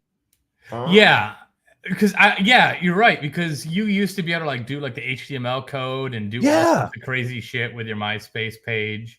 You could change it completely. You can make it as your page. That's why it's called MySpace. You could adapt your page to be anything you wanted. I mean, like I said, you go to mine and you get fucking Guns N' Roses playing, all kinds of shit. I'm like, why are people going to MySpace? It's boring. I had one for my band back in the day. It was just me. It was called Mr. Nemo and the Nobodies because I had nobody in my band. I would have been in your band. But then I met a guy, and then we formed a Halloween-themed band with really corny as hell, spooky music called Spook Show Spectacular. And we had one song, and I have it on a hard drive, but it's all the different tracks I got to splice back together. But that song was banging. Nice. It was so good. I would have been in your band. Yeah, you would have. Danger Space says because you could play as a pirate on Facebook. Hey, Mark. What's up? Yes, we're all terrible Racist. racists here, no doubt. That's right. Didn't they I have some totally kind of hate white pirate people. game that people were into? I don't remember that. I never took part in that because I'm not a virgin. But no disrespect to our. Yeah, no, but there was all this fucking like the farming game and all that other shit. I think that was all Facebook though, right? That's where That was all Facebook, okay. I was like, yeah. they didn't have games on MySpace that I remember. But I don't think even those games really came around until after it got popular. Yeah. Farmville, that was it. Farmville. Yeah, my apparently- wife played that. Oh, Influence fuck, site that in drove me MySpace. so nuts. All the fucking notification you keep on getting from people like, hey, come check out my farm. Hey, do this, but fuck off. I don't want to play the damn game. I did not give a fuck about that. I still don't know what that was about. No. Sorry, I'm trying to catch up on the chat. Yeah, I need to get those Super Nintendo games for Switch. You know, we're What's capitalist. Battletoads. Battletoads is great. I don't know that. Oh, yeah. Oh, it was hard as hell. It was ridiculously hard. Like the one you were on the little like zoomy things and you're doing all the jumps and shit off the islands and you have to time everything just perfect. Yeah. And I was it remember just- like you could if you play 2-player, you can kill the other person. So I always remember like the one where you're like dangling down, you swing, and you fucking keep on killing each other over and over again. Yeah, that game was hard. I don't think I ever beat that game. I have it on the arcade. They have Circus Charlie on there. I just remembered. Oh my god, we played that. Oh my But god, when I we forgot about first that. tried arcade night, we had major lag issues because we had to get the stream. Like my arcade would upload to YouTube, and then we had to like stream it. But what we were doing was 15 to 30 seconds behind what you were seeing. So I finally figured it out. I had to develop a whole another system for it, but now the lag's gone. They had this game though. I don't know if anybody's ever heard of this game, Circus Charlie, but they had the arcade machine when I was in elementary school at my school. And there was something where like once you beat the game, there's something where there are titties. Like really? Characters like in the little game 8-bit titties. flash and there's little Circus Charlie titties. I remember that there was one of the Lara Croft games that somebody said there was a code that she would be naked or topless. It's not true. It's not true. As a kid, I wanted to see those box titties. Yeah. And me and my friends spent like all weekend trying to do every fucking lie. It didn't exist. It was just a hoax. Well, the rumor went on so much that the claim was if you beat the game, then you see a picture of her going into a shower, and then she says, "Haven't you seen enough?" before you get to see her naked. You had to settle for Jessica Rabbit's pussy. Oh, good God, that was a fucking childhood crush for me, man. No. Jessica fucking Rabbit. Oh, mine was fuck. when Bugs Bunny dressed up like a woman. You know, I did the same thing. I always thought that looked hot too. Not gonna lie. What is wrong with you people? Shut, you're gay. You wouldn't know. Yeah, come on. This is I straight guy. was. This straight So guy's I talking, guess- Mikey. Yeah, Come on. so I guess Get you over have it. the original furries and the original tranny chasers. If you want to like delve into like some crazy history, if you delve into like the original history of the furries and how it came to be, it's pretty fucking wild. What's the original Really? history of the furries? Oh no, That it long of a started story? out like legit. It was just people that did like to do like, you know, human type characteristics with animals, and it was just an art style.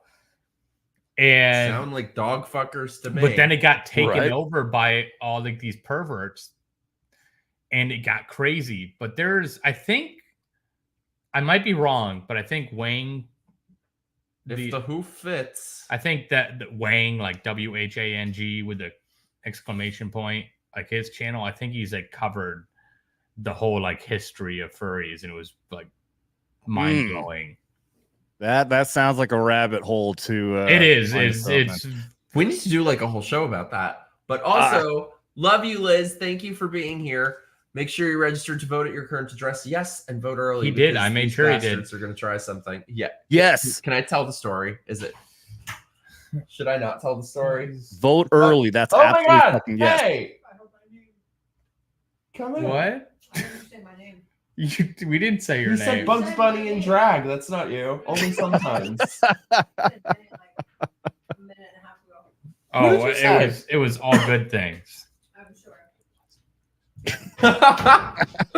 I think she heard Bugs Bunny and Dragon. Was Yeah. like, that's me. He's like, oh, well, What's up, Mr. Thompson? The DD 214 Club. What's up? Yeah, I don't know what that is, but hey, dude. it is your 214 is paperwork when you get out of the military. Yep. So that's our official like It's all DD veterans' favorite day. Yeah, it's like there are shirts like you may have a college diploma, but I got DD 214. Mine trumps yours, some shit like that. Yep. Wait. Can I tell the story, or is it gonna get like taken away? It's a stream. No, but we're amongst friends. I think it's probably fine. It's a crazy story, and You guys are not. He's not. I'll preface this where he is being trained before he is allowed on the road. Now I'll let Mikey take it away. Okay. I still can't believe this is a thing that happened. Wait. Foreshadowing. I should make like a disclaimer though, right? That everything I'm about to say is Can and will be held against you. no, in it's court of law. fictional and alleged. Right. Yes. Okay. Anyway, so shut up. So I've never driven in my life, right? I'm from New York. I moved here. I'm like, I need to at some point like learn to drive. I've never driven. So anyway, we went to get my permanent residence here. Yeah, so he could get registered to vote because there is a deadline of registering in Florida. Right. And for I the didn't primaries. even think they were going to give me like an ID. Yeah, we went for a state ID. Are you ready for this? They You tell. gave me a driver's license. Just gave it to me. I didn't Yeah, have so to we're, take like, any sitting there, tests, And nothing. like he just has a state ID from New York, not a driver's license. He's never had one. And we're going through the standard questions, give your documentation of residency, prove that you reside here, blah, blah, blah. And then she like does an eye test. And I didn't even have my contacts. Yeah, he didn't in. have his contacts, I in, was so like, he can't read a he freaking was line. like, And I'm like, "Here, take my glasses. But I'm sitting there like, are they thinking in my head, like, are they going to give him his license? You don't test somebody's vision for this. Right. And so we're both kind of like, we're just going to shut up and see where this goes. And so he like takes my glasses, he reads the lines, and then she continues on and asks some more questions. And then all of a sudden she's like, all right, well, so just go to the window over there in the back corner and go pick up your license. What the fuck? I have a driver's license. And we're just like, what the fuck just happened? Okay, if this was New York or California, I would not be surprised at all if they thought you were an illegal immigrant and then said, okay, well, you automatically get one. But Florida, that is so weird. Florida. No, I'm not kidding. No, not a permit, not a written test, not a road test. And you not didn't even nothing. apply. You didn't even No, apply for a nothing. license. We never asked for it or anything. That So is I don't weird. know what happened, or if it's because we have a lot of immigrants that come through here from other countries. So I don't know if it's like an assumed like, well, you drove in that country, or it's his age that they're like, well, if you're at this age, you have to have your license, but they're not putting two and two together that New York City people don't drive there. I don't know. Dude. It was weird. But we'll end it with saying he's getting trained to drive before he is allowed on the road. Thanks, Dad. Nobody took me drive. I drove for the first time, and Yeah. like everyone lived, and nothing was destroyed or blown up. Right. This is true. That's a success, right? I taught my brother-in-law how to drive. He's 23 now, 24. He was 21 when I taught him how to drive and get his license. And he's very like timid and slow. So like the whole time when he's turning, it's like super slow. I'm like, dude, you got to make a decision. You got to like, I'm going to turn, and you got to like turn, because you can't have people like stuck behind you, or you can't have people trying to get come off the other way. Get off the pot. It Yeah. can cause a wreck. Yeah. And I'm very timid too. Mike is the exact opposite, where he just like guns it in the turn, and you're like stuck to the side. Watch He out didn't for tell it. me until way later Don't floor the gas when you're turning. I was Once you told me that, I was like, oh, okay. Okay, I got it. that's fair enough. That's true. But I was used to like teaching Josh, so like I was thinking like he's gonna be taking it slow, and man, he was not taking it slow. He was like he got the brake and the accelerator mixed up. It's a problem. Well, No, the I other thing, didn't. well, he did a little bit because I was like the first thing I was trying to teach him was like, you use one foot. You do not use your left foot for the brake, or you are going to get in big trouble. There are people who do that. It was you got to like break that habit right away. Yeah, there are people who do that, and people who get used to it can do it successfully. But yeah. Oh, I didn't tell you though. You were totally right that's a thing. That's how you're supposed to drive. You know why? So some random person who I don't know, I've never spoken to on Twitter, sends me a message of their junk hanging out in their car. So the dude is like driving, whoever the fuck this person is, and they send me a picture with their junk hanging out. But I noticed you could see he's driving and he had like his foot to the side and one on the gas like you had taught me. So I was like, oh shit, I'm going to ignore his junk hanging out. And Greg was right. That is people who make bad decisions. Weird way of getting to that point. Hey, speaking of Twitter messages, was my picture, by the way. Yeah. Speaking of Twitter messages, it's not very big, so you could totally see the foot in the gas. I got the greatest message today.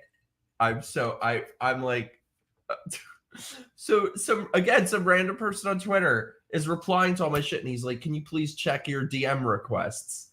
I saw that. I'm like, okay, let me go check my DM requests. I open it. It says, I was just wondering, have you ever considered adult modeling? I still got it, bitches. I'm pretty sure that's how Jeffrey Dahmer picked up his victims. Just saying. Just saying. Yeah. He's like, why don't you come to my apartment in the projects and I'll take some pictures of you. Drill. Yeah. I'll pay $50 and we can take some pictures. Yeah, I was like next week there's gonna be like a news article about Mike running around like naked outside, like confused where he is, trying to ask hole in the back of his head, and they're just gonna put him right back in the guy's apartment. Right. I was honored to. I'm like, fuck no, but thank you for asking. I'm flattered. Well, hey, if you're watching, just know I'm just making a joke. I'm not ripping on you. All right. I am. Jeremy, you're the only person who wants me to bring back the pink mohawk. I'd never hear the end of it from him and Jenny. No, he wouldn't. I mean, I did not know you had a pink mohawk. I live on the suffering of others, and so it is required of me to maintain my life force to give Mike shit on everything. I approve of this. I had a cute pink mohawk. Everyone else hated it though. Oh, I'm sure it was so cute. Yeah. Shut the fuck up. Pretty gay. Shut the fuck up. You'll get arrested for that in Florida, by the way. We don't like the gays here. That's right. They're not allowed. Say gay around here. He texted me the other morning. It's like the police are at the door. They heard you say gay.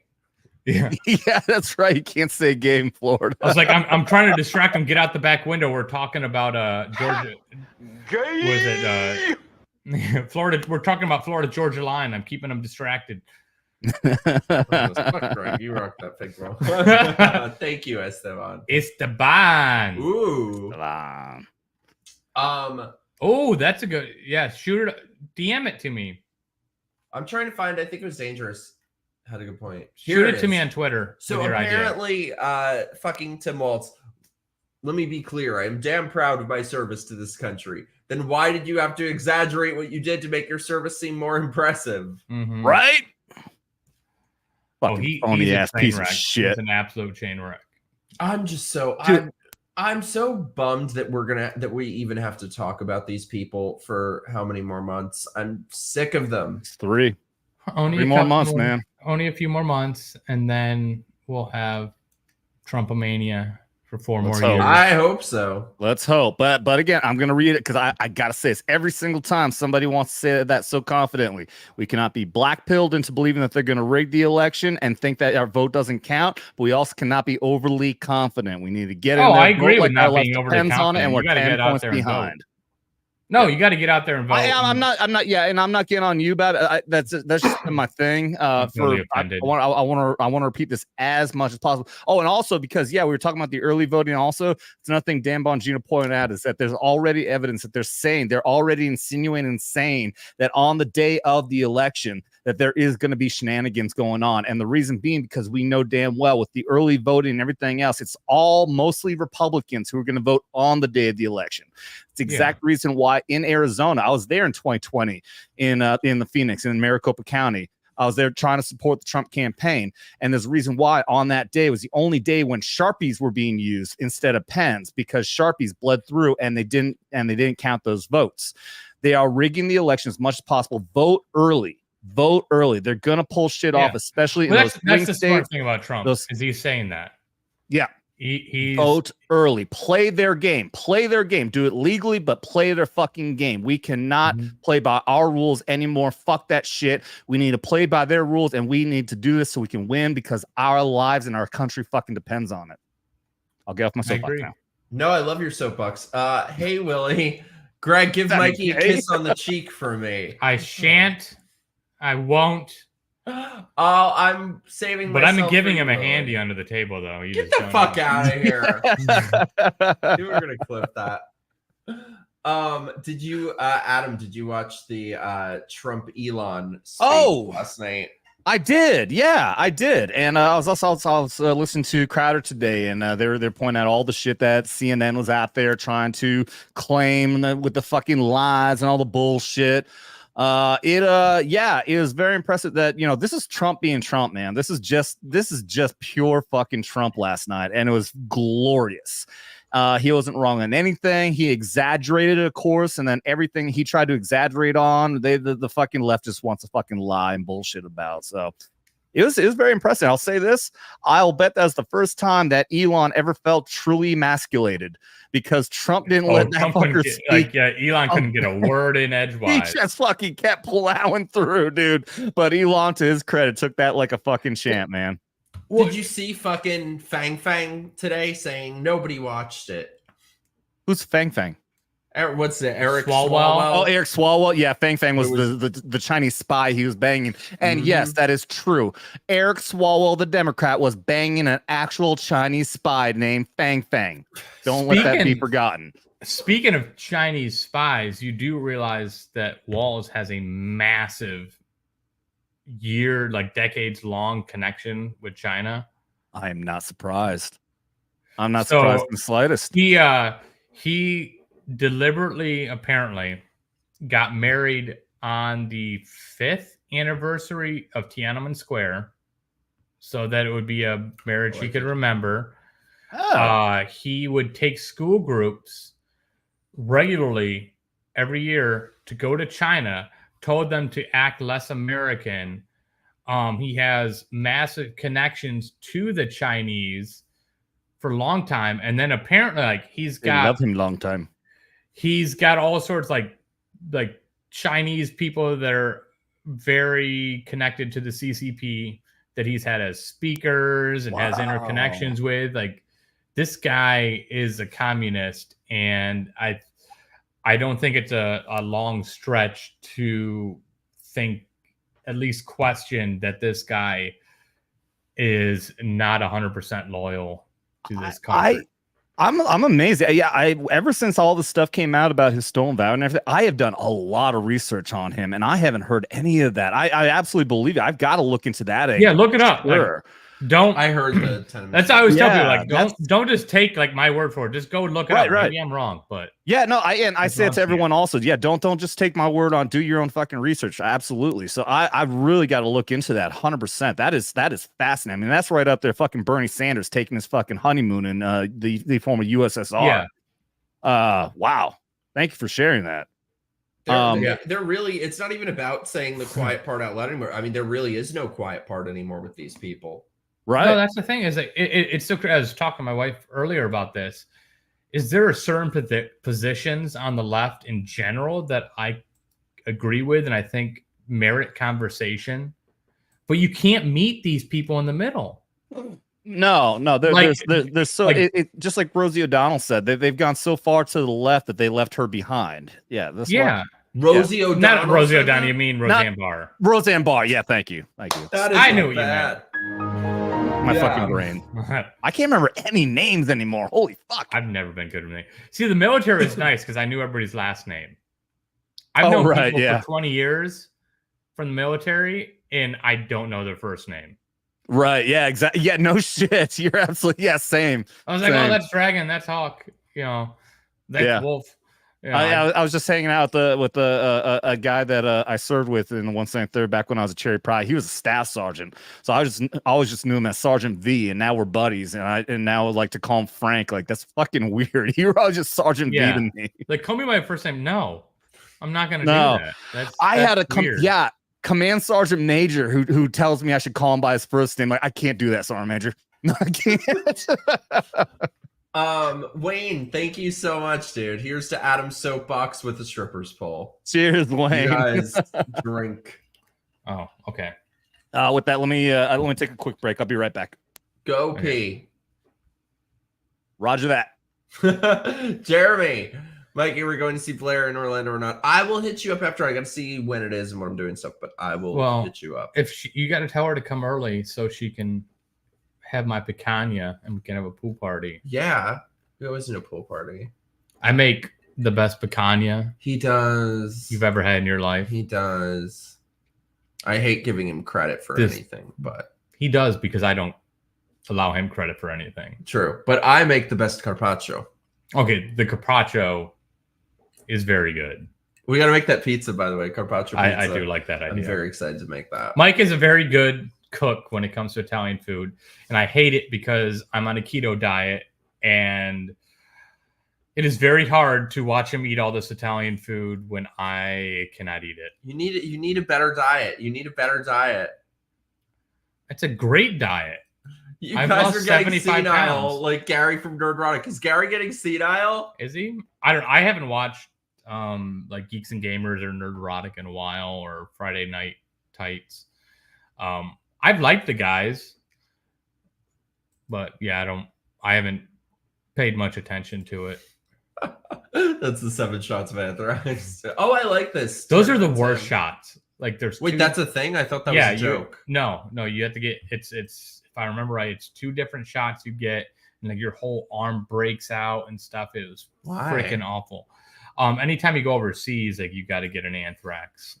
Oh, you mean shots? I thought you meant shots. Well, I know he's definitely had the anthrax shot. Oh yeah, that sucked. I thought they meant. Isn't it? If I remember right, it's like 2 shots you take, right? What it is actually it's they give you anthrax, and it's it's a series of pricks that they do into your skin that actually I remember getting it. That sounds fun. And it's so fucked up, and they scare the hell out of you too, because they give you an entire briefing on it, and they show this video, because what happens is it ends up scabbing over. Yeah, that's right. And they say, the scab itself will be contagious. So when you get the scab and it falls off, you need to be sure to find it and dispose of it properly, because they even showed a picture of a dude's fucking junk when the scab fell into his underwear and he got you know what? No. I'm thinking of smallpox. I'm thinking of smallpox. That's what smallpox is the one. I remember getting it. Smallpox. He got he got like 2 different sessions, and like my whole arm fucking broke out, and I felt sick for like a week and a half. Yeah, the anthrax shit. Yeah, a lot of people got fucked up. Also because there's like a pill we had to take a bunch of times too, or that might have been for something else also. Yeah, I don't remember taking it. But that smallpox one was fucked up, man, because the scab fell off and I lost it. I didn't know where the scab was, and I was terrified. I was so I remember like anthrax getting some kind of scab or something. Like it was like I remember my skin breaking out. Maybe a lot of people had reactions to something else, because this was back in like 2004. I had all that when we did the invasion of Iraq in 2003. We had to get that whole because also there was the concern about all the chemical warfare that Saddam Hussein had. So we had fucking everything. We got stuck with every fucking thing. Yeah, then he didn't have any of that shit. Well, he had some of it. He had old facilities. There was actually that's a whole other fucking rabbit hole to go down. Yeah, I know he had facilities that he had shut down, but like the whole weapons of mass destruction didn't exist. There, again, dude. Where did he have a stack of Playboys? A stack of Playboys. Maybe they had like burkas with just their tits out and everything. Well, the thing is weird about Saddam they showed up Hussein, some hot ankle out there. He's dude. a fucking crazy guy and a murderer, and what he did to the Kurds was absolutely terrible. Yeah, and that's the region we were in. I was up in northern Iraq in the Kurdish Remember area. the Kurds? Remember there was a period of like 3-4 days when the left pretend to be so concerned about the Kurds. The Kurds are like communists. Do you remember that? Like they're big commies. Does anyone remember that? This was like a couple years ago. What are you referring to? It was just it must have been when Trump was president. But it was one of the latest. There's like, because like they're big lefties and stuff, but like they were like big allies, and they were. No, I'm not talking about that. I'm talking about when Trump was president. That there was the ISIS. There's the ISIS situation when he managed to eliminate ISIS, and a lot of what ISIS was doing was up in northern Iraq as well. In fact, that was really fucking hard to see because my area was in Kirkuk, and they took over Kirkuk, which really fucking pissed me off. So I'm not sure what it was that happened with Trump and the Kurds though. I don't remember that. It's just I forget what the details were, but it's all these things where you'll take something that they've never thought about in their entire lives before and couldn't care less about, and suddenly it's their biggest concern in the world. The Kurds, Ukraine, all the whenever their new programming comes in. Wayne saying the Syrians. That was it. It was during Trump when he was trying to broker peace. Oh, well, but the Kurds. Think of the Kurds. Yeah, I don't remember the drama with the Kurds though. I mean, I'm sure that what you're saying is right, but I guess I wasn't following that part of it. Yeah, because Kurds the only ones that matter. Cheese Kurds. Hey, I'm a Wisconsin boy, man. That is fuck. Yeah, cheese Kurds matter. You're a Wisconsin boy. Jeffrey Dahmer. Fuck yeah. I used to live in the Quad Cities. I only lived there. I was born there, and my family left when I was 6 years old. So I'm not like we were like 2 hours. I was in like Bettendorf and Davenport, Iowa. My family owned a brewery in Moline, Illinois called Bent River Brewery. Oh, you know what's crazy? I found myself in the Quad Cities just by chance. The left always pretends to care about a group of people. Exactly. Yeah, they're so now they're so fucking caring about Ukraine now because Russia attacked them, even though I guarantee fucking so many of those people never even heard of them. Yeah, couldn't point out a fucking map. So you found yourself in the Quad Cities? Yeah, just by chance. It was the fucking weirdest thing. Yeah, my GPS fucking gave me. I was planning on like going back from Milwaukee down to here, Lake of the Ozarks, Central Missouri, and I'm like all of a sudden like, how the fuck did I end up in Iowa? How the hell did I end up here? And yeah, it was weird. I never even heard of the Quad Cities until I was at a Hooters there, and I love the Quads. Those must have been some rough-looking Hooters. Wasn't bad. You Midwest women are pretty beautiful. I'm saying Jeffrey Dahmer. Oh well, there's that. Yeah. Those were some rough-looking dudes who was fucking murdering. I mean, God bless. Rest in peace. I had I found myself by chance. My last day at the RNC. I found out the hard way that there is no access, there's no events or anything going on outside the security zone. I was there with Alec Baldwin's finger, he's a big part in like the Nerdrotic Fellowship and everything. He's a big reporter. He actually got access because he knew the guys from Geeks and Gamers. He got to go inside. I just wandered around and filmed a bunch of stuff outside, trying to find crazy protesters and whatnot. And I got dropped off at one point. I'm not going to know the whole story, but I had to walk a good ways to get over to this protest zone. I didn't even realize I was going through the gay area, the gay district, which those is where the worst. Those people, the gays, it's where Dahmer. But it's the area where Dahmer was picking up his victims. And what's crazy is I was live on stream, and I walked by a dude coming out of a shop, and he goes, "You're in a cult." That's because I was wearing a Trump hat. I'm like, hey, thank you. I love you too. Appreciate it. They hate it when you act nice to them. With their 7 vaccines and their rainbows and their masks. I've only here in Florida, I've only got compliments. I've gotten like one weird stare, but everybody's Yep. been like super nice, and the people that have complimented me have been Hispanic or Latino black. Isn't that or great? black. Yeah, there's a black guy that complimented us too. Yeah, those communities, man, they are really coming around and showing their love for Trump now. Yeah, it's the same around here. Lake of the Ozarks is a very based area. Like, you know, you see the show and everything, and it's a big resort area, but it's dead central fucking Missouri. It is based as hell around here. And same. Like I get a lot of compliments when I wear my Let's Go Brandon shirt. The only thing that I've had negative happen, I was wearing this Veterans from Trump hat the other day, and I was at a bar, and this girl really hot. I'm like, she was like, I was walking back to my stool, and she's looking at me and smiling. Then all of a sudden her eyes darted right up in my hat and everything. Like all of a sudden she's like, I'm like, okay, fuck you too. There's because you mentioned the Ozarks. There's a buddy of mine. I haven't talked to him in a while, but he runs this podcast called State of the Ozarks. Really? And it's really What's interesting. The State of the Ozarks. And it's just all about the Ozark culture and stuff. What's the state of it? Joshua is he at the lake, or is he, because the Ozarks actually the mountain range that stretches through multiple states? Yeah, he is. Did you know that the Beverly Hillbillies actually came from the Ozarks? When you got that, yeah, I did not know. Yeah, I only learned that recently too. Yeah. I'm trying to look it up where he's actually. In fact, I think the term hillbilly actually came from the Ozarks. Double think. I saw. See, I'm from like my dad's side of the family is all upstate New York, like Catskill hillbillies. I was actually raised in Vermont. We're still a hillbilly. Okay, so you're I'm familiar with the area. Yeah. My people dumbass don't realize like the hillbillies, they're like full hillbilly up there. Oh yeah. My dumbass actually tried to get stationed at Fort Drum. That's in northeastern New York. And boy, God, am I lucky I didn't get stationed there. That's a terrible fucking place. I've heard that place is. Yeah, it's all fucking cold weather, mountain warfare shit. So they're just out there doing all that fucking cold weather train all the fucking time. And the whole area is just like absolute shit. So I just wanted to do it because it was going to be close to home. That's what a dumbass fucking 18-year-old would think.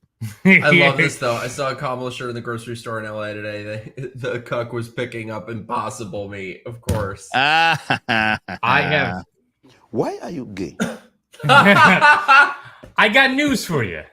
I got news for you. Because you're gay. Because you're gay. It makes it gay. They're Impossible Meat, man. No. Dude, there's like Jersey. Hey, we got the tri-state area here. There you go. Okay. Name the Hillbillies. That's cool. Hmm? Oh, he just said his team was named the Hillbillies. Teams are named the Hillbillies. In New Jersey? Jersey is like hillbilly adjacent. It's like its own flavor. Really? Hillbilly. It's like Jersey, different but similar. It's Jersey. I've never heard anyone refer to New Jersey and anyone think the term hillbillies would show up. It's a different kind of hillbilly. It's like, they got the nails. They got, Are there even hills? I don't know. No, because they wouldn't fucking walk up hills. That ain't hillbilly. The hill people. We got Connecticut in the house too. Look at that. Hey, tri-state area, bitch. Gypsy motherfucker, I miss you, dude. Howdy. Should have worn a bandana in your honor. So my buddy is from Hollister, Missouri. Hollister. I know the name. But he does this State of the Ozarks podcast. It's really interesting. It's just very much like about Ozark history and the culture, and then he does like the ghost stories and stuff. It's pretty cool. Like, so Dude. Anybody wants to check that out, State of the Ozarks is pretty cool. I am he's a cool guy. Okay, so it's 2 hours away, so it's not the lake. I still haven't watched that Ozark show. It's a good show. I still haven't actually seen I haven't seen the last season. Last season's good. The area around here, they've definitely been milking. We've got a bar out here called Marty Bird's. Actually was in a lawsuit with Netflix for a while. It's still for some reason able to call it Marty Bird's. Yeah, just the show alone has brought in a lot of fucking tourism. Holster's down there. Sorry, yes, go ahead. It is. Is that a 90s X-Men arcade machine in the background, Adam? It's an arcade one-up, so it's non-original. This is one of those fake ones I ordered in. This actually got delivered in the mail It was all broken down. I felt so sorry for the poor UPS guy who had to haul this heavy ass motherfucker up here. But yeah, it's an arcade 1-up, so it's actually even got 3 games. It's got X-Men, Captain America, and Avengers game on here. I love it.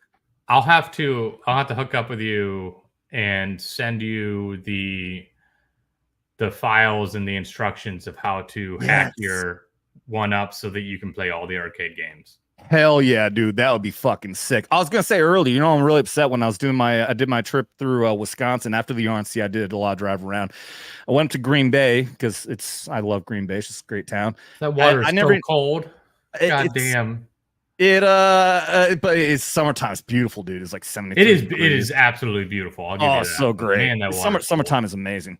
But yeah, there's an arcade bar up there in Green Bay I never even found, and I went in there, I got a bunch of tokens, and there's a lot of classic, including there's the classic actual fucking X-Men game.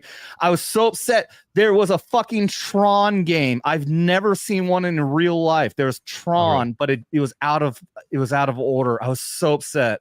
I have it on my arcade. I've never played it, but I have. I've wanted to play Tron for so long.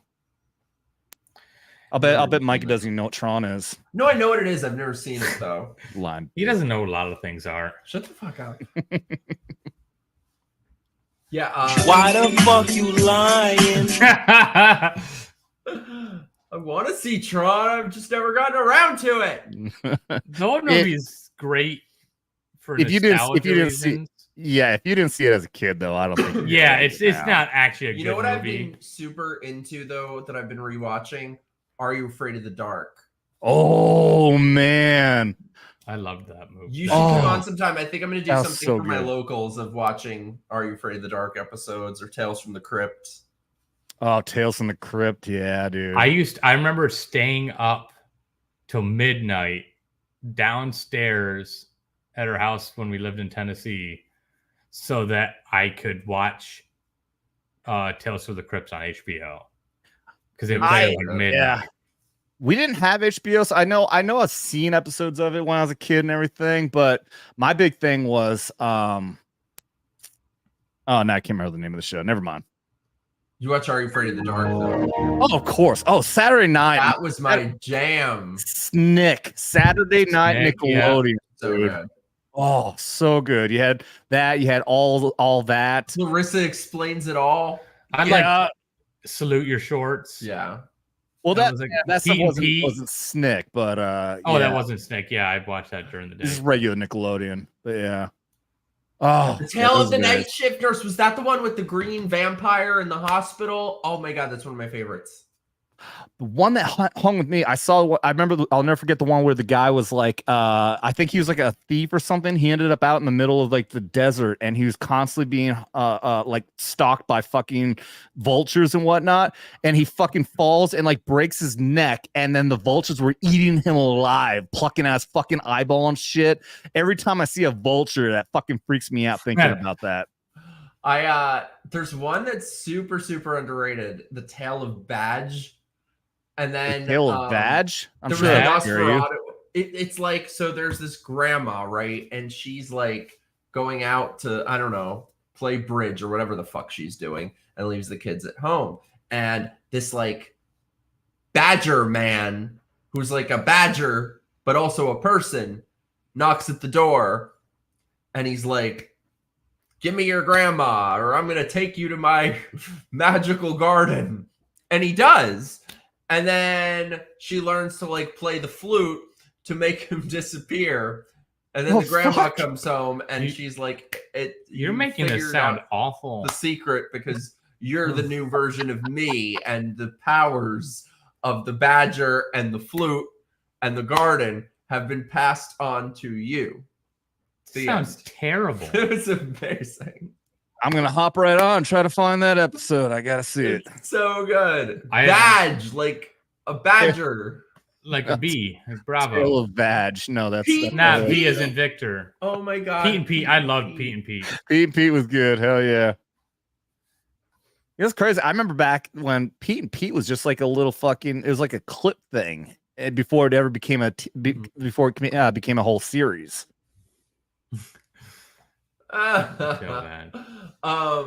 Mad TV was An amazing. E1 attempting to marry a stripper for BAH. That's absolutely right.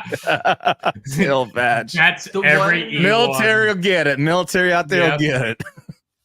The one with the Or they'll clown get scared a the shit car out of me. loan with a 20% APR. Oh yeah, the lemon lots were everywhere around military bases. Yep. Dumb What? fucking You get troops. briefings about it all the time. Like, don't Mhm. be stupid.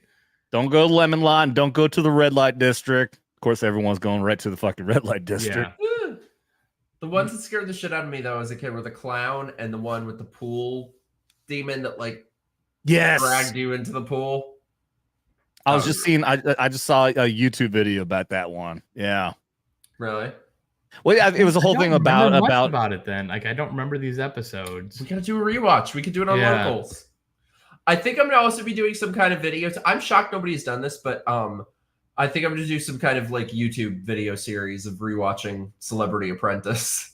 Oh, That show was yeah. a fucking work of art. It belongs in a museum. It is oh my god. I that never is watched it. Craziest shit. I feel like I'm like, am I the only person who used to watch that? Oh, I'm sure plenty of people used to watch it. I mean, that's why Trump is such a huge fucking celebrity, not just because of that, but and largely. he is at his most Trumpish, and the people on it are out of their fucking tree. That was a show and a half. I still haven't heard your opinion and thoughts about the Elon Musk interview last night. Oh yeah, well, I have separate thoughts. On one He hand, fell asleep. Yeah. I didn't totally fall asleep. I was, I didn't fall asleep through all of it. I may have been fighting the battle of the eyelids. And see, I made sure to listen to the entire thing because you said you want to talk about it on the show. So I did my job. So he was to listen to- responsible, like a veteran. Right? I got let's my talk marching about it. orders You're being a and I bitch. followed through like a good troop. Let's talk about it then, bitch. But no, I think it's a wonderful thing, and this is why the left is so upset that Elon bought Twitter, because this an unfiltered 2-hour conversation would have never been allowed before, and that is sort of the one thing that can maybe penetrate the bubble of the mainstream media. But on the other hand, I felt like I got hit by a fucking tranquilizer dart. Yeah, there's a lot of dry points in there. It's just like listening to two guys talking over a phone is pretty rough, Yeah. I actually watched it through Jeremy D-Day Cobra from Geeks and Gamers. He was That's where we streaming had it. started because we were trying to find because we couldn't get into it forever. Yeah. Well, they got attacked. they got Yeah, there was DDoS. yeah, there was an attack, which is crazy. And and by the way, you were saying like some of the left has been saying like nobody watched it. It's the first. It broke a record. It's the first fucking Twitter thing to get over 1 billion impressions. Now it doesn't mean 1 million people watched. It's like an impression. Well, there was were 1 just million going people through, watching. I was but- watching the numbers of viewers because they had to limit how many people could be in the space. But I think it peaked at like 1.2 or 1.3 1.5. 1.5. Yeah. 1.5. And the rewatch is in the The rewatch has got to be tens of millions. tens of millions. Yeah, but it's got 1 billion impressions though. That is nuts. Just the fact that so many people are sharing it, that's got 1 billion impressions is incredible. Try to get Kamala on there and see what number she gets. Won't happen. She'll probably get Won't a fucking 100, 200,000. Wait, Oh, sorry, there'll be- parentheses. There'll be all of us will be there so we can get all Yeah. the sound bites of her sounding like a fucking idiot. That's where her impressions will come from. Well, that's the thing. She can't, she is the fakest candidate. There's nothing real about her. That's this her appeal to these construct. people, though. Except for They her It's love not an blowjob that. appeal. I'm skills. telling It you. Give credit where is. credit is Oh, due. yes, She's it got is. great blowjob skills. Okay. I'm sure she does. With those chomper, those fucking plastic veneers. we argue about this all the time. every fucking day. The appeal, in my opinion, is to the base, which it's hive mind. They're gonna vote for whoever they put in. It doesn't matter if they ever got a single vote in the primaries, or they didn't do primaries, or if they just ran a coup against the sitting president so that they could become the candidate. None of that matters to the hive mind. But what you are trying to go toward is the independents. who voted for a dementia patient. No, I Yep. don't believe they did. But like those people pride themselves on policy, and you could argue back and forth of whether they're really looking at things for what they really are or not. But they pride themselves on, hey, I'm not going to vote for a party. I'm going to vote for issues. They're so high and mighty. And Kamala still has not posted any policies on her website. It's been 23 days, maybe, I think. That she hasn't taken an interview. She independents see this, and I just do not believe that independents look at this and go, oh, that's who I want, because they are so prideful about wanting to be about the issues. When you have somebody that's so fake as Kamala, even the left has never liked her. It's Kamala. Get it right. Get intentionally wrong. Yeah. Well, I guess she's black now too, so that's a thing. Well, my thing is that they say that it's racist to mispronounce her name, so I intentionally call her Kamala now. Oh my God, Mary! You got a huge. Thank you so much for that. You yes. said you were gonna drink, so I cannot drink anymore. I am pouring one full shot for you there, dude. Oh my gosh, yeah. thank you so much. Whatever. Valentine's. I've actually been working on it more, writing and stuff. I feel like things have changed so much since then that I'm kind of trying to figure out how to rewrite. So this is my series that I wrote, which kind of was one of the things that led to my red pilling, because we were in meetings with different companies that wanted to make it, and then the boot came down from GLAAD saying we'll fight you every step of the way in making this show.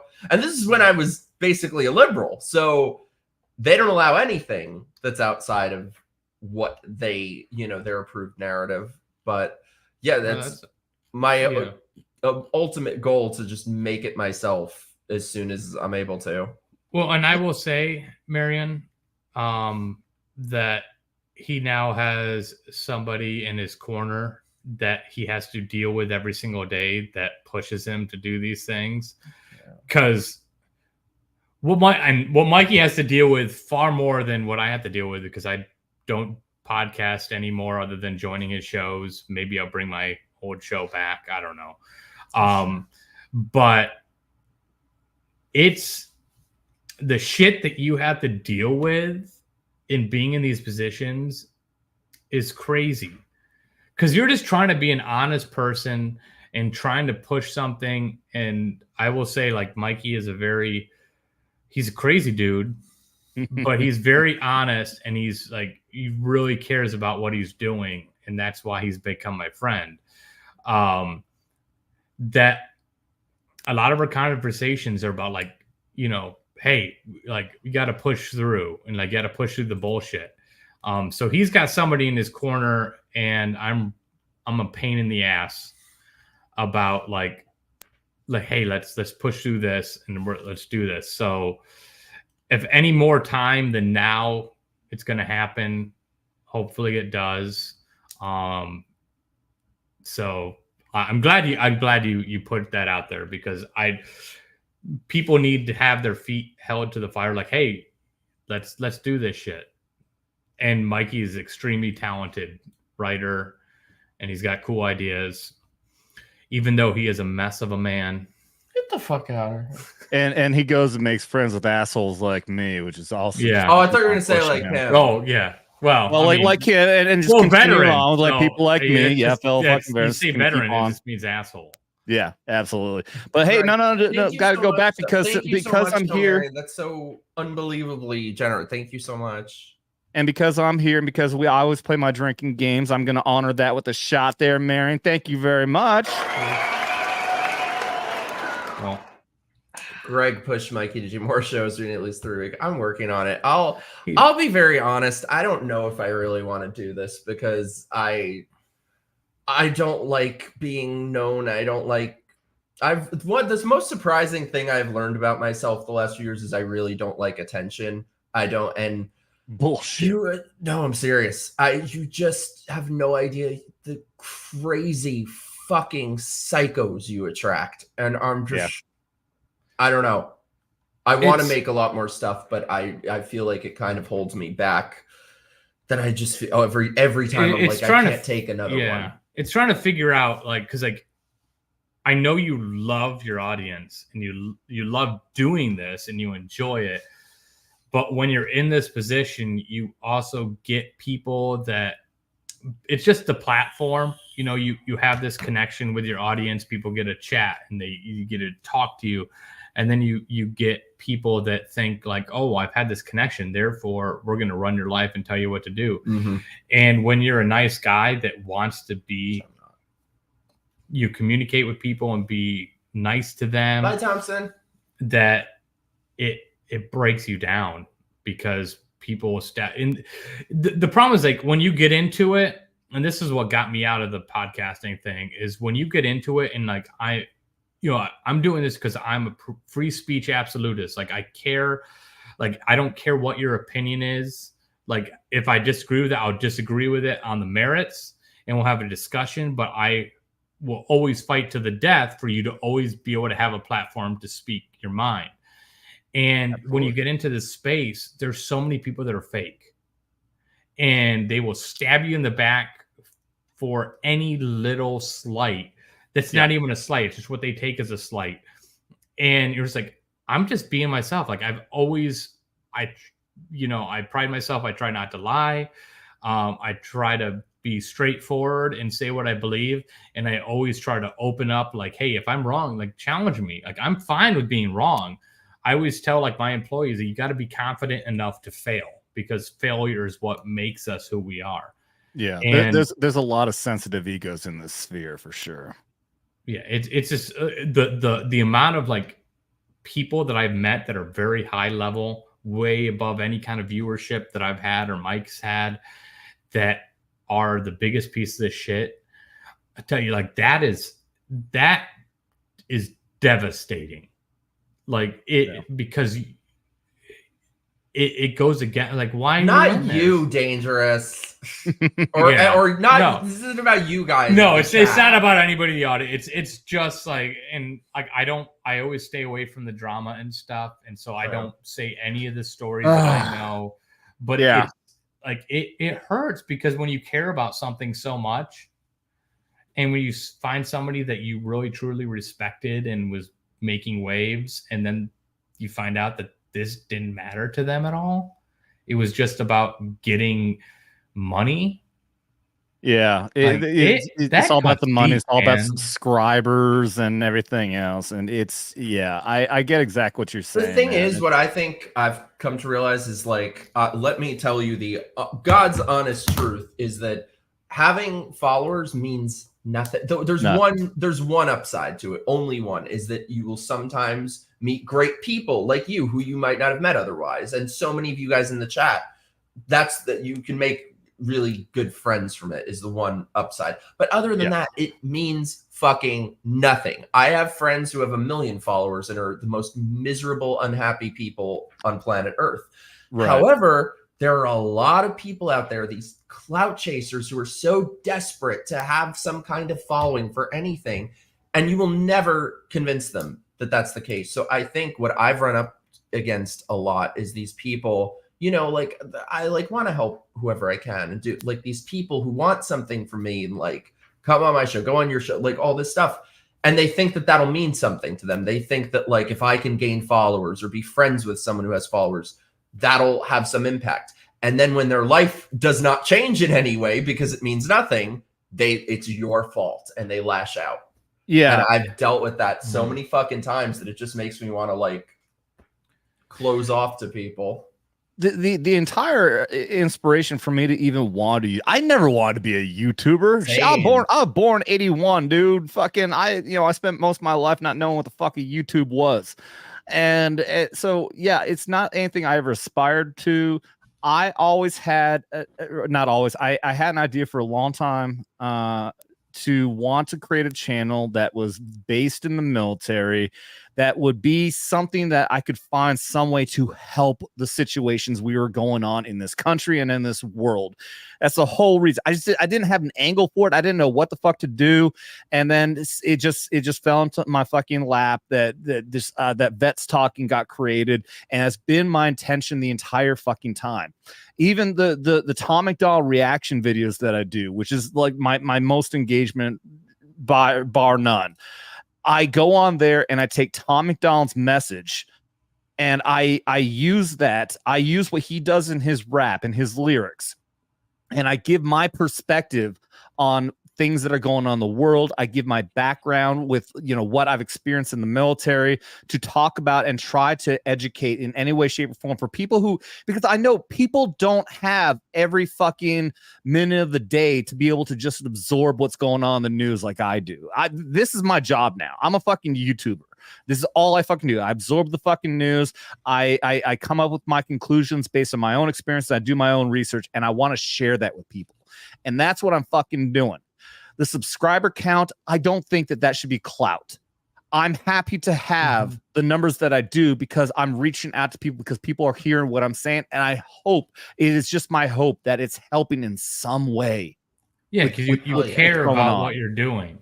Yes. The thing is, I did. You can't say like, oh, I don't care about the numbers, because when you care, you want to be able to reach more people. So the numbers, right? Obviously, but I never cared about the numbers in a sense like, oh, I'm got more notoriety or something. Like, no, I just cared because it was an important issue to me, and like I believe like deep down that like free speech is a cornerstone of everything. Yeah, and Second Amendment. Well, there's a reason why free speech is first, and the second one backs up the first. Yes. Yeah, and you've got to like. And I always try to open it up. It's like, hey, if you disagree with me, I would always invite you on and we could have this discussion, because I wanted to have, and I was like, yeah, I can be snarky and I can be, a little hot under the collar or whatever about certain issues. But when I would have people on that disagree with me, I always want to say, hey, this is like a dinner table conversation. Like, I just like, let's talk about the issues. Maybe we can find some middle ground, because there's a lot of stuff that I think is extremely important to have middle ground on, but you can't have that with the left these days. And that's what drives me nuts, of like justice reform, like the way we have our prison system set up, the way we have qualified immunity, the way like we have prosecutions, so court cases are all based on like, we got to get these people convicted, we got to have our prosecution numbers up, and it's not about justice anymore. Those are things I think legitimately have to have strong conversations about, but there's no middle ground. It's either defund the police, which is ridiculous, or it's like go full bore, let's arrest everybody. And it's like, no, like why can't we just have a conversation about these things? And I might be wrong about everything, and that's fine with me. If you can convince me with facts and figures and metrics that, hey, this stuff doesn't work, then I will be convinced and I'll change my position. I have no problem with that. But you can't have these conversations. You can't. And I like I was saying, I was listening to I was watching Crowder today, Steven Crowder, and he was talking about how he was he's trying to get somebody, I assume it's another celebrity, to get on with his Mug Club group there, and they actually had a conversation about like, what are your opinions about the left? Because here's the thing: if you're going to come here and you're going to work with us, you can't just be upset with them or be angry with them. You have to hate them. And he went on to expand because the big Christians, holy shit, Marion, I'm going to do another fucking shot for you. Whoa. You can't you absolutely must hate what these people are representing. And as a Christian, I'm saying him. I'm not hardcore religious. I consider myself Christian, but I don't even go to church. I'm agnostic. But I'm bad about it. But he's saying that it's wrong to hate in the Christian religion, but he disagrees with that, and I agree with him.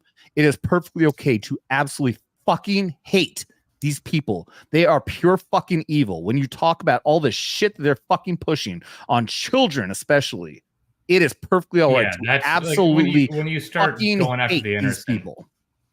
Yeah, you start going after the innocent and the impressionable. That's where I draw a line and I get really upset about. I don't like.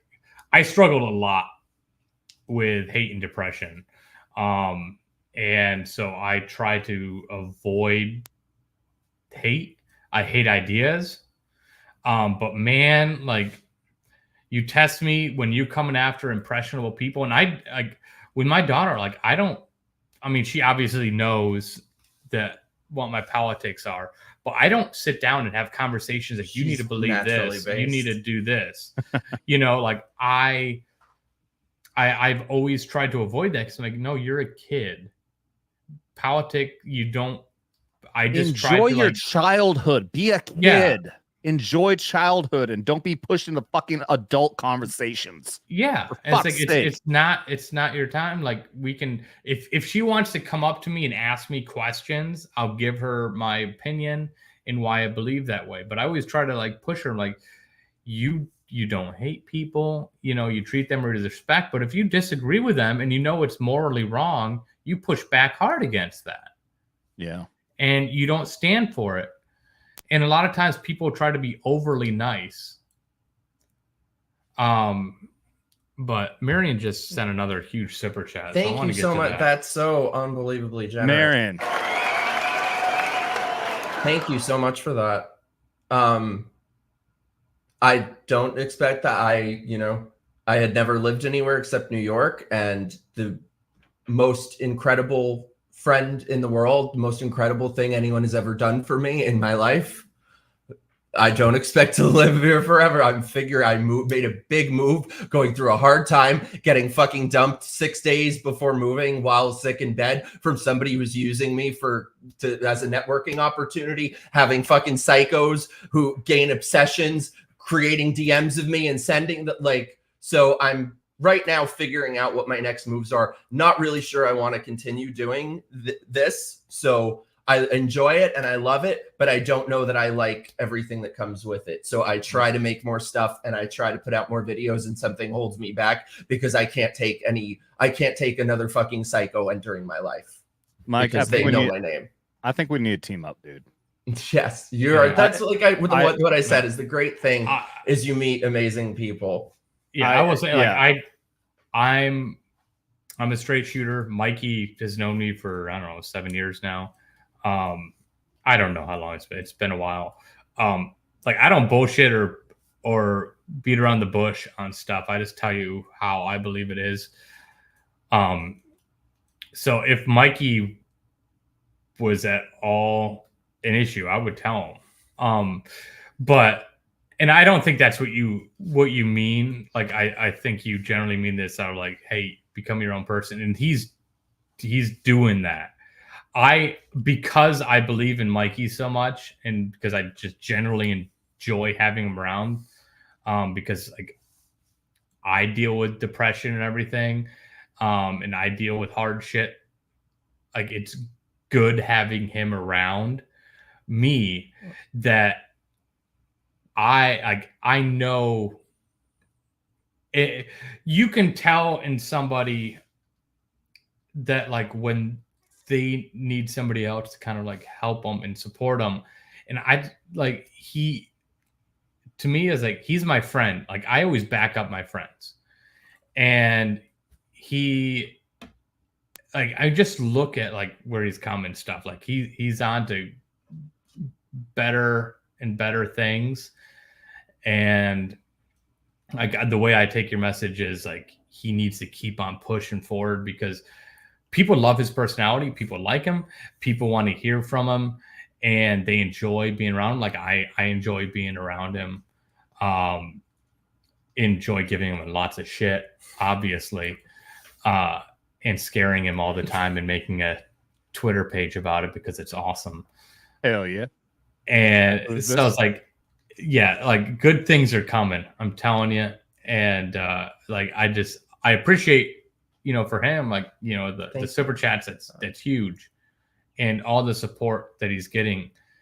because you just have to, man, you have to deal with some shit, and he's dealt with some major shit in this space like nobody I've ever seen. And like, yeah, he's got my back. By the way, I totally forgot. I was going to mention I met some of your compadres with the Gays Against Groomers at the RNC. They're out there. They had their shirts on, everything.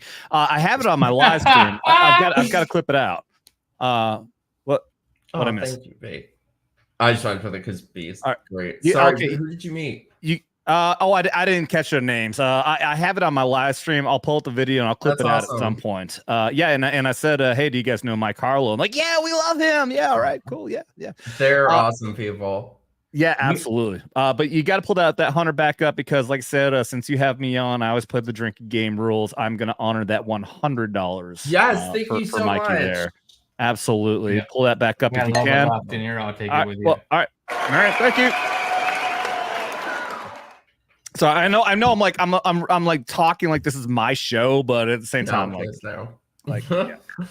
you came on my show, and like we were saying, you were the fucking trooper who was only the fourth fucking person to be able to drink shot for shot with us the entire fucking time. Would be. Fucking A right. I'm gonna honor that's why I told you. I was like, as soon as I did your show, I was like, you got to meet my friend Greg. You guys would love each other. Oh yeah, you were saying that on the show. Absolutely, yeah.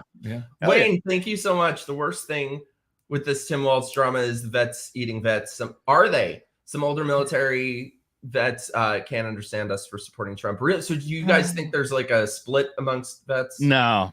Really. I disagree with you, Wayne. I know that there are plenty of there are plenty of like Vietnam guys who were, draftees and whatnot. My dad is one of them. My dad he was a draftee in Vietnam, served with the 25th Infantry, and he moved to California. I never talked politics with him, but I knew that him and his brother Wayne, actually, my uncle's name is Wayne. They're lefties, unfortunately. But other than that, I think that true military vets, true people who proudly served in the military, and I'm not knocking anybody who was a draftee, but I think there's just a lot of them who are just very fucking black-pilled, and they hate the military because they got forced into it. I 100% agree with being black-pilled. I've always been against the draft. If somebody was a draft dodger, I don't dog him for that because I am very much against the draft. I think we should have selective service. I think that absolutely should be a thing. I kind line-esque in where I kind of sometimes side with the idea that if you want to vote, you should serve your country, because you need to feel the realism of what that means. But I get, and I don't look down on anybody that was drafted and has the views that they have or tried to avoid the draft for whatever reason, just because that's just messed up. You don't, and I just don't even agree with the war. You get forced into a place like Vietnam, which is an awful fucking conflict. We should not have been involved in that. I the whole thing, like, and you just look at all the experiments that they're doing, like the Agent Orange that they dealt with. Like, I've known people, like my best friend's grandparents, who I was extremely close with, who both passed away a few years ago. Lefties their whole life, loved them to death, the nicest people. Like, they put me up. Like, I lived with them 2 different times. Like, I loved them to death, and it absolutely destroyed me when they passed away, especially when I couldn't get there in time before they passed, because they were like basically on their deathbed, and I was trying to get a ticket and I couldn't get a ticket in time to take a plane down there. And like, so my wife had to deal with me being distraught. But like, my best friend's grandmother, her brother died of Agent Orange. And like, I talked to her multiple times about that. Like, that deeply impacted her. And like, so like these, I don't hold anything against anybody for Vietnam. I think that's ridiculous. I'm not really seeing any sort of movement of all these veterans coming out for Kamala Harris. No, there's not. I haven't seen anybody coming up and try. Well, I did see one. There's an account who had a big follow has a big following on Twitter. He's got and apparently he's a Navy SEAL. I went on there because he was like ripping on people talking about Walls and his stolen valor. I went on there and I ripped him and saying, look, blah blah blah blah, and I got so many fucking replies, and like I don't know if the guy is real or not, but I find it so fucking hard to believe. That's weird that he says he's and anyone, yes, like that. Dude. Combat arms is totally fucking different. In the military, you have plenty of fucking people. You have desk jockeys who I would not be surprised at all would join the military and be a fucking lefty. They would be willing to talk about fucking taking away fucking Second Amendment rights and whatnot.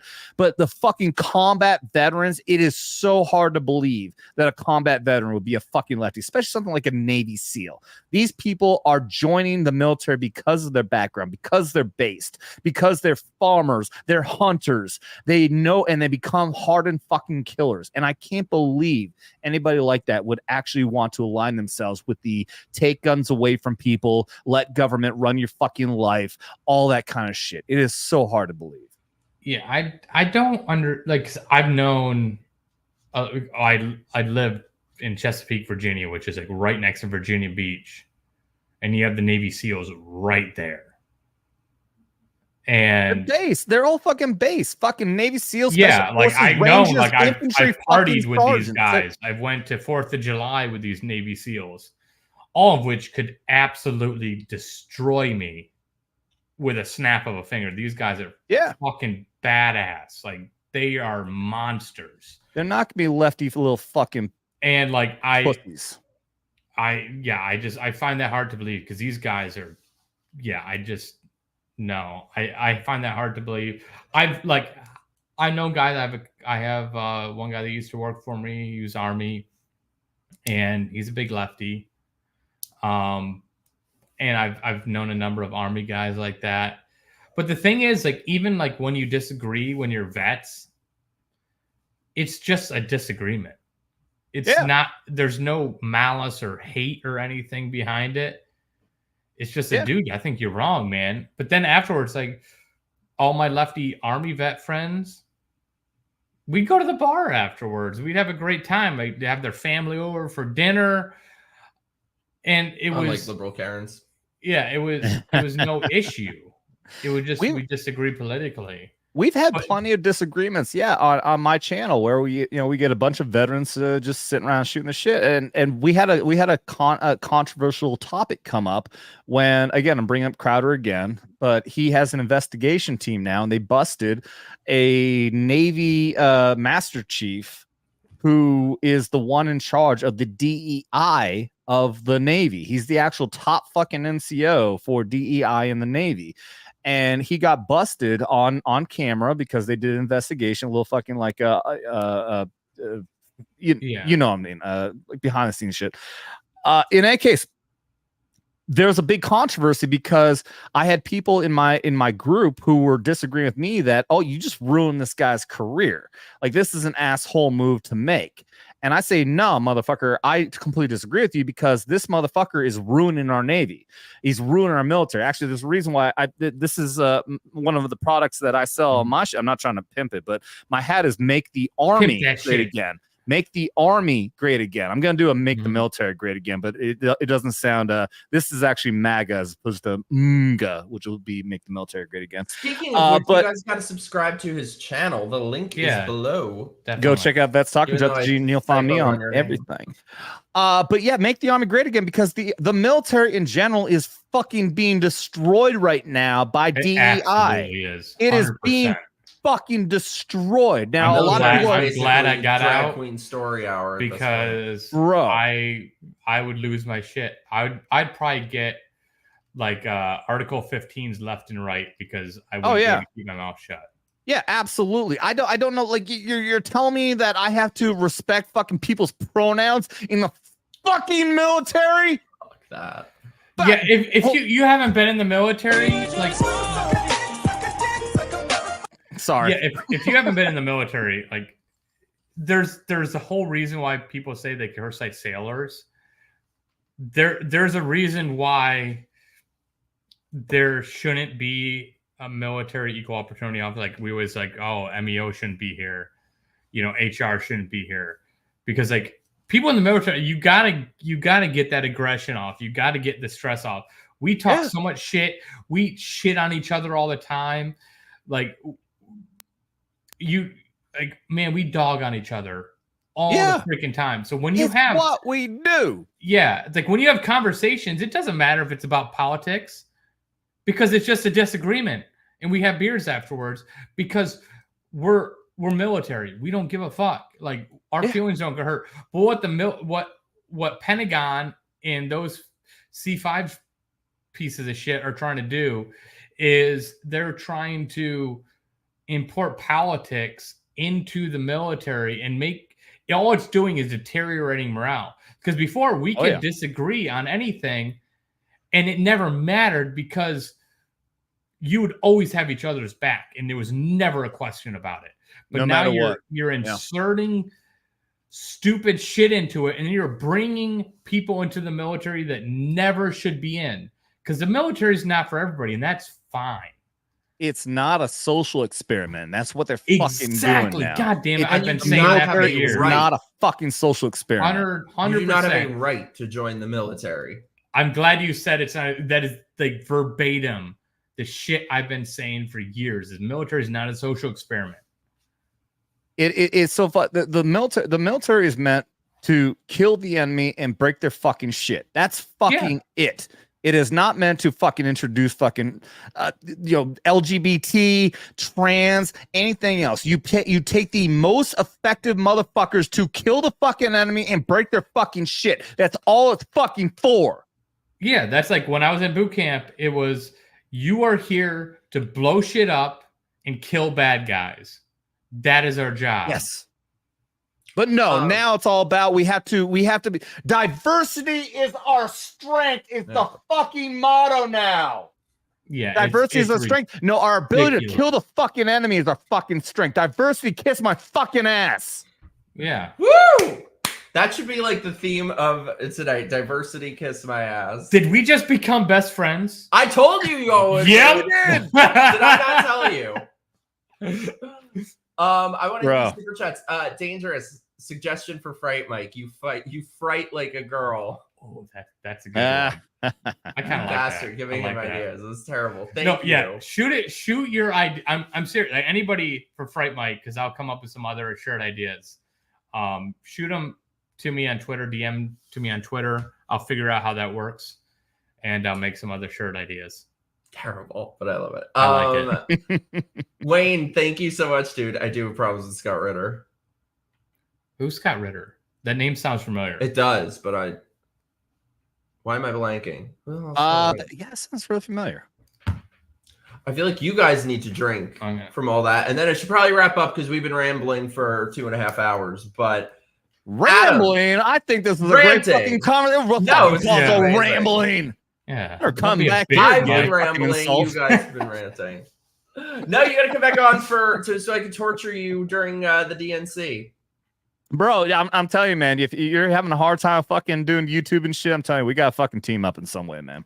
Let's fucking do this shit. Let's fucking make YouTube fun. This is the thing, dude. If you're having a hard time, make YouTube great again. You're having a hard time. You got a problem with the fucking trolls. I'm gonna team up with you, Mikey. Let's fucking make YouTube great. Make YouTube fucking fun. Let's fucking do it. Oh, thank you. You're the best. Well, where can people find you? Oh my God, that's the other Mike. That's okay. So, he has a friend who is also named Mike.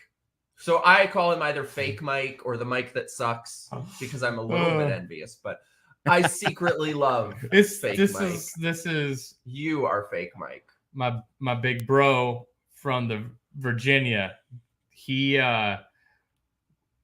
the one that taught me how to make knives. And so we would have bourbon and knives and bourbon nights. Bourbon and blades, that's what we would call it. We would drink bourbon, we would make knives, and it was awesome. Hell yeah. I'm so well then come over here, bitch. Fuck you. It's not Knock you happening. out. B, I love you. You're amazing. Adam, where can people find you? At VETS Talking. Drop the GF on me everywhere on the YouTubes and the Twitters and the Facebooks and all that fucking good shit. He's got the links down there, even though he spelled my name at Dan. It was a typo. It was a fucking typo. He typoed it wrong. Because he's Said Jewish. VETS Talking with a G at the end. How fucking dare you on his original tweet. This dyslexic motherfucker is just like Biden. He needs a cognitive test, but he writes Mikey, about it in his dairy. Mikey, dude, thanks so much, man. Thank you so much. I knew this would be awesome. This has been legitimately awesome. Yeah, absolutely. Appreciate. Yeah, if anybody wants to come check out the show, obviously just come on. Check out this. It's an epic show. Trust me. Follow him on the Twitter, and we will be doing a stream for my locals and Patreon subscribers on Thursday, arcade night. So join my locals. All the stuff is below. Adam, good to see you, my love. Buddy, thank you so much. I'm gonna have you, chat friends. Gotta have you back on again. Yes, I can't wait. All right, and I'll see you guys soon.